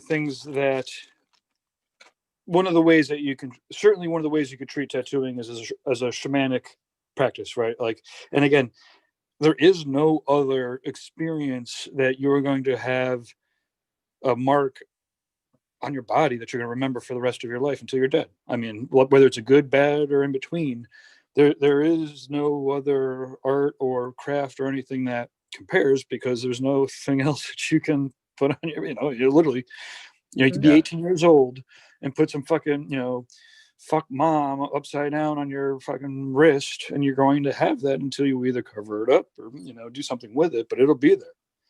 So that emotion, that time and place is going to be, there's nothing else that exists that's like it. And, it's, and again, I hate to use, but again, shamanic seems like it's somewhat, and, it's a religious, not a religious experience. It's a sacred experience, but not a religious one, kind of. And Let's call it significant. insanely significant. Excellent word Ooh, I like choice. that. Yeah. That's a good choice. Because It whenever, doesn't have the baggage. yeah, whenever I see somebody come in with a tattoo and they're like showing it to me, and I say, "Oh, who did that?" I'm always really disappointed when they can't remember who did it, because I want to look up that person, everything, but it me that maybe the experience wasn't for them, or like the best experience, or something memorable for them, even if they don't remember the name. If they could at least give me something, because I love to kind of research whoever did whatever that was that I'm in awe of. I like to say, like, "Oh wow, who did that? I'd love to know." And they're like, can't remember. And I'm like, well, that hurts my heart. Like, I'd like to know. Yeah. But hopefully people come out of Jason and say, like, oh yeah, this is my man Jason. Jason did this. He's the bomb. That's what you want, Even if it's years and years and years down the road, they're like, yep, this is Jason Lister. This is one of the OG tattoos he did on me. That's what you want. And at which point in time I would turn around and be like, ooh, let's get you back in, because we did that 10 years ago. Let's yeah. I have that relationship with my husband. He has number one, he has trash work all over him from when he was like 18, some dude's basement type deal. And that's always really tough, because people see, they see us together, like, oh, you're a tattoo artist, did you do those? And I'm like, no, don't look at those. Like, that is not a reflection of me, I swear. No, and it's worse too, because we actually met when I was an apprentice, so I have all this apprentice work on him too. So he'll go and say, yeah, but she did do these. And I'm like, also not a good example. Don't look at them. And I'm like, can you just please let me tattoo something fun on you that is a good representation? But he wants stupid stuff. If you ask an 8-year-old what he would want tattooed, it's what my husband has on his body. It's got Diglett, Sonic, and Mario, and Donkey Kong, like all kinds of nonsense all over him. But it's what makes him happy. So, can you do? But I do not I do kind of enjoy doing those tattoos sometimes. I have one of my clients, we're working on upper arm half sleeve on him, but he is an absolute huge avid fan of 90s cartoons. Yes. But like the obscure ones, like Ren and Stimpy, Doug, like the fun stuff that we grew up with, because he's my age. And it's like, well, we just did Powdered Toast Man and Really, Really Big Man. We did those as like the centerpiece on the outside of his arm. And now he wants to add in Log and the Whammo logo from Ren and Stimpy. Right. So those are going to be awesome. I'm like, all right, cool. Let's keep this going. What else are we going to do? Because I know you're eventually going to want to go full sleeve with this. Let's start looking at more ideas, so that this way we can plan things out appropriately. And so right now he's actually brainstorming the rest of his ideas to finish off the rest of his arm. But so sometimes stuff like that can be a lot of fun. Oh, they really are. And I actually kind of love the carelessness about it in a way, because I'm pretty particular about what I put on me, and I think 98% of the world is. And I kind of love the rebel people of like someone like my husband that's like, I love this right now, and I want to remember that I love this. And, it's kind of this YOLO moment of everything. And I've always kind of seen tattooing as not all that permanent. It's funny that we treat it that it is, because we're like, oh, it is permanent, you can't make a mistake, but it's a dying art form on that person that only lasts as long as that person lives. And I think that's a very short time in comparison to somebody who makes a painting, sticks it on a wall, then it gets passed down to your kid, and then it gets passed down to your grandkid, or things in museums that survive hundreds of years, you know, our stuff is maybe 80, you know, 80 years is probably the max that our stuff is going to survive. And one day there's not going to be anything left of our work besides pictures of it. So I think that's kind of, Well, you know, there are a couple. Sorry, just real quick. There are a couple people that are skinning people and preserving them as masterpieces. it's a very freaky form of doing something like that. I kind of want to, I'm fascinated by it. I'd like to see it. I don't know if I will do it, but I'd like to see it. You know, I read a description of Ed Hardy going over to Japan back in the day, and was it Ed or was it Mike Malone? I don't know. You can look it up. People should look it up. They're fucking great stories. I think it was Ed Hardy, and his description. He went over to the Japanese museum or master who was you know, skinning people, right? And he was like, the description that I remember was. He was like, you know, as you know, I think it was separating the skin from the body. It was like, you know, it was much thicker than I expected. It was very much like a heavy, wet sweater. Gross. Super gross. Gnarly. I do know of two. I'm fucking fascinated with this shit too. But there are two people that I know of that skin people after they're dead. I mean, you know, after they're dead, clearly. And you almost let it slip. So, you know, if anybody's got a really good fucking sweet Philip Blue piece, they better be careful after they're dead. No, just kidding. Everything's voluntary. Actually, I mean, frankly, it costs so much money. People have been putting out insurance policies. Wow. You know, they have a part of their death insurance is, you know, setting aside money to go towards getting themselves skinned. And I mean, all joking aside, you know, you think about fine art. I mean, to your point of the artists that are outliving their, I mean, you know, their artwork is outliving them, you know, and with your art, you know, being on people, the artists that figure out how to transcend kind of like all that. Like, I mean, somebody's going to take these bodysuits and preserve them. And they probably should, right? Like 100 years from now, like, we want these bodysuits to be preserved. I guess, maybe not. I think so. I mean, I'm actually, I'm pretty fortunate in the fact that I live in Philadelphia, well, just outside of it. And in Philadelphia, we have the Mutter Museum. Yes. Which is unbelievable. It's a museum of medical oddities. Yes. And I mean, you can open up a drawer and it's all things that were found in people's stomachs. And it's like rusty nails, spoons, random weird stuff, right? They have the actual skeleton of the world's largest person that ever lived next to a plaster cast of the shortest person that has ever lived to show size comparisons. They have a whole wall of skulls, and part of a living will that I'm actually in the process of putting together is I would like to donate the tattoos that I have gotten done on my body to the Mutter Museum. Only if I get what? I want one of your tattoos. I'm gonna All keep. Right, let me see if I can amend it then. Art must get her first pick of the other one. You know, of all of the exhibits at the Mutter Museum that struck me, it was the fucking lobotomy fucking ones that I was like, oh no, we're just a biological meat computer, and if you fuck with it, like, I'm just as smart. You could be just as smart as my dog. Fuck. Yep. They actually do some pretty interesting talks too. I went to one a couple years ago on tattooing that they held at the Mutter Museum. That they actually flew someone down from the UK that has their doctorate in tattoos and historical tattoos specifically. Yeah, cool. They did a research project where they went through and found an old warehouse filled with medical oddities in France. And some of the things that were preserved in that medical oddities area were actually old tattoos of French inmates. Wow. Well, through the research that they did, they were actually able to go through and go back through the French inmate records.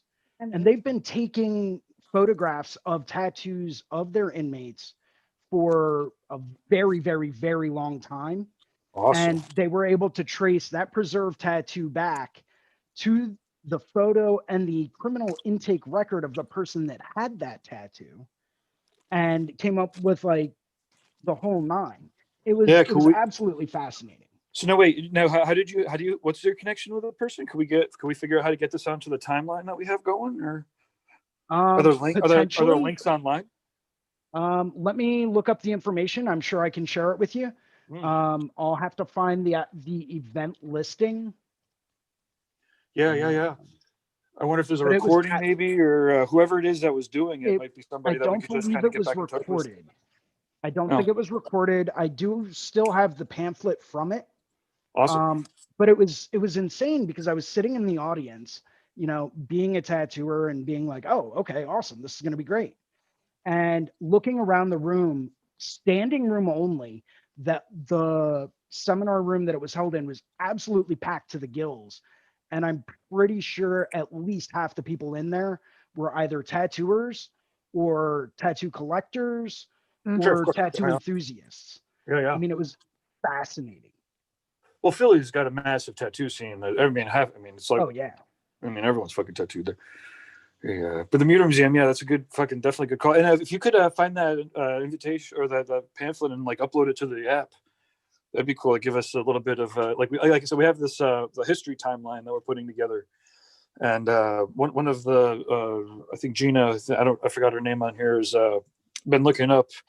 It's like the oldest records of tattoos and stuff. So there's a couple of PDFs of the scientific kind of, the scientists that are doing this stuff, and it's pretty cool. Yeah, it's really cool. Again, the beauty of the app is like people coming together and contributing. It's like all of a sudden there's this whole there's a whole nother round of detail and history and storytelling and documentation that we could, that everyone's contributing to.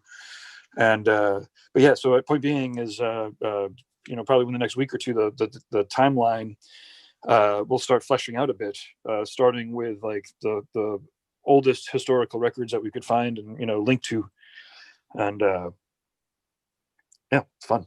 That's fucking cool. So like, if you could upload that and or we could get a hold of the teacher, like that person probably didn't go away. They're somewhere. No, they're actually a tattooer in the UK. I forget the name off the top of my head, but yeah. Once I can find that event listing again, it was actually fascinating to listen to them speak and all of the research that they did into it. It was absolutely mind blowing. Yeah, we got. I mean, she might do an interview. Oh, absolutely. Ooh. That'd be awesome. Let's see if I can find it real quick. Don't know if I can or not.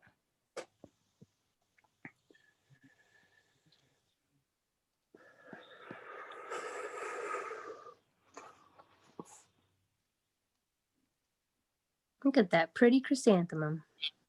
Yeah, we're getting there.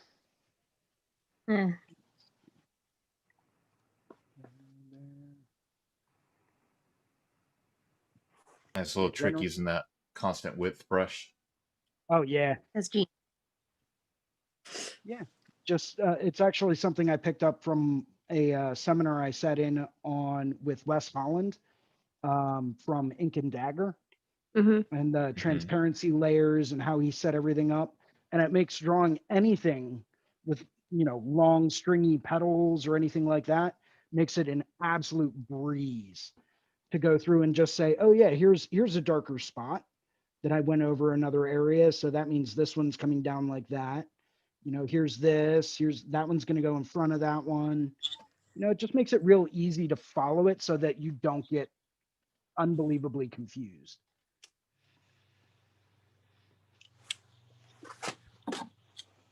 Jason, do you have the first layer of that where you just kind of sketched with that fat blue markery thing? Oh, nice. Yeah. And what brush was that?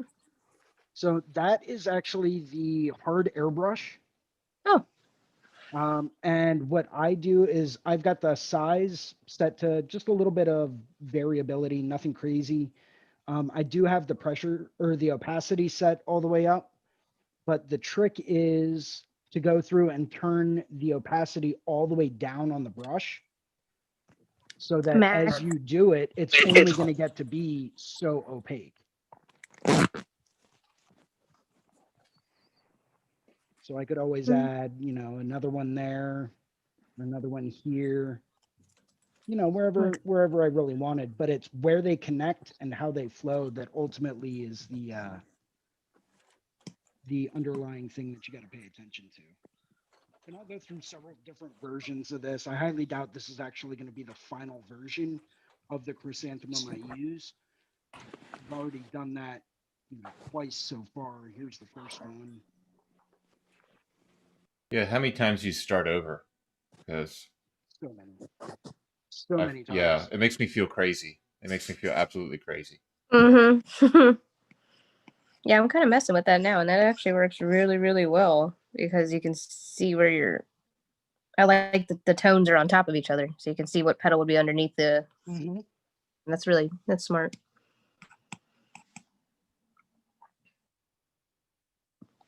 Look at that, so pretty.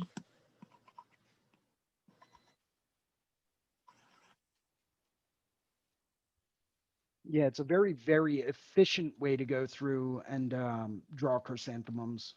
Now, apparently, there's a way that you can use the same kind of a trick to draw like peonies and roses and all types of other stuff. To me, I usually just break those down into super basic shapes, you know, and I'll just sketch, you know, a round petal here at this angle, a round petal there at this angle. This one's going to be coming at you, so you got to keep perspective in mind. So it's going to overlap the rest of these, you know, but once again, I try to focus on flow, form, and composition more than almost anything else. Okay, I've got a couple more comments from the chat room. And then it is 3 o'clock, so this might be a good time to, after I get through the comments, everyone could let us know just what you're up to in the future. And yeah, well, let's see here. So we have Andre Harris says nice. Barbara Hoover says the design in the top left looks sweet. Not sure who is in the top left for her, but let's see. Barbara Hoover, looks like a bubbled skeleton of a large animal or a blooming flower to a sea coral, depending on your imagination. It must have been Jason's, I bet. Thanks for sharing. Hope to see more later. Beautiful tattoos. Okay. Found it. I found The it. Meter Museum. Jason, you just sent over the Meter Museum. Yeah, we'll definitely Yep. put up in the app. So I'm going to put up in the app in the art history. Michelangelo somehow. Michelangelo, I don't think was on the list. And then, yeah, I'll definitely They add the did Meter take the Museum. listing down from the website, but I believe I still have the pamphlet somewhere. But it does mention the event that was listed on Facebook does mention the person that was speaking at it. Awesome. So that should give us a little bit of an insight to it. Sweet.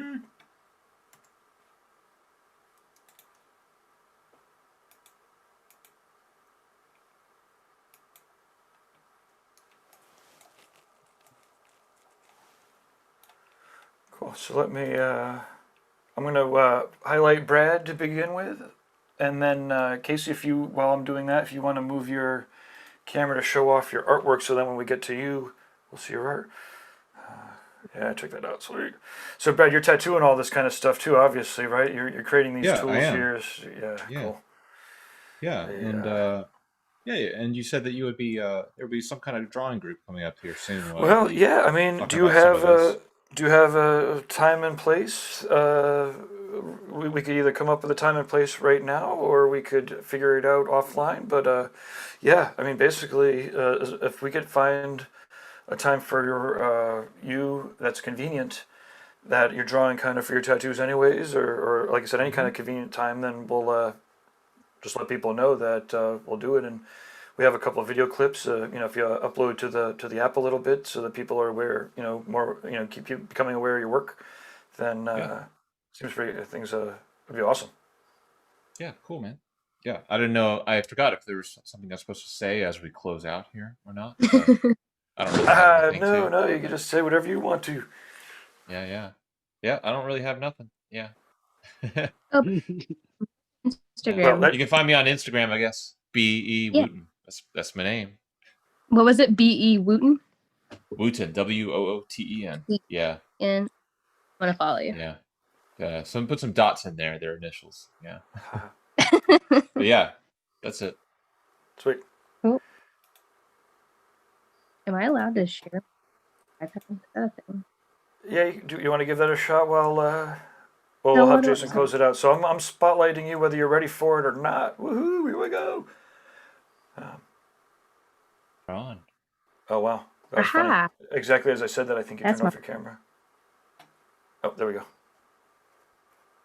Yeah, probably. Let me see if I can my Zoom one on my iPad. Let's see if this one this screen. Oh, well, that was working. Whatever you started to do was working. But... See what this. Oh no, I don't want that. I'm gonna go old school here. Awesome.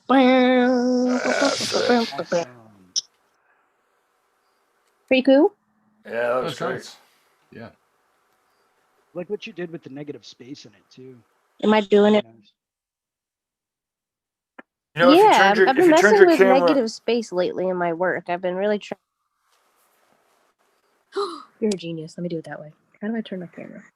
That's a well, I good was gonna say if you turn it horizontal, then we'll see more of the picture. But it was looking cool. Okay, Yeah, let's try yeah, it there this you go. Yeah, that's great. Pretty cool. Oh, that's awesome. Very nice. Yeah, sick. Very nice. Yeah, I've been messing with a lot of negative space. I've been trying to dabble it in here and there and seeing how it translates on skin. Because I did a piece of yesterday or the day before. It was like this negative space burns on this girl's stomach.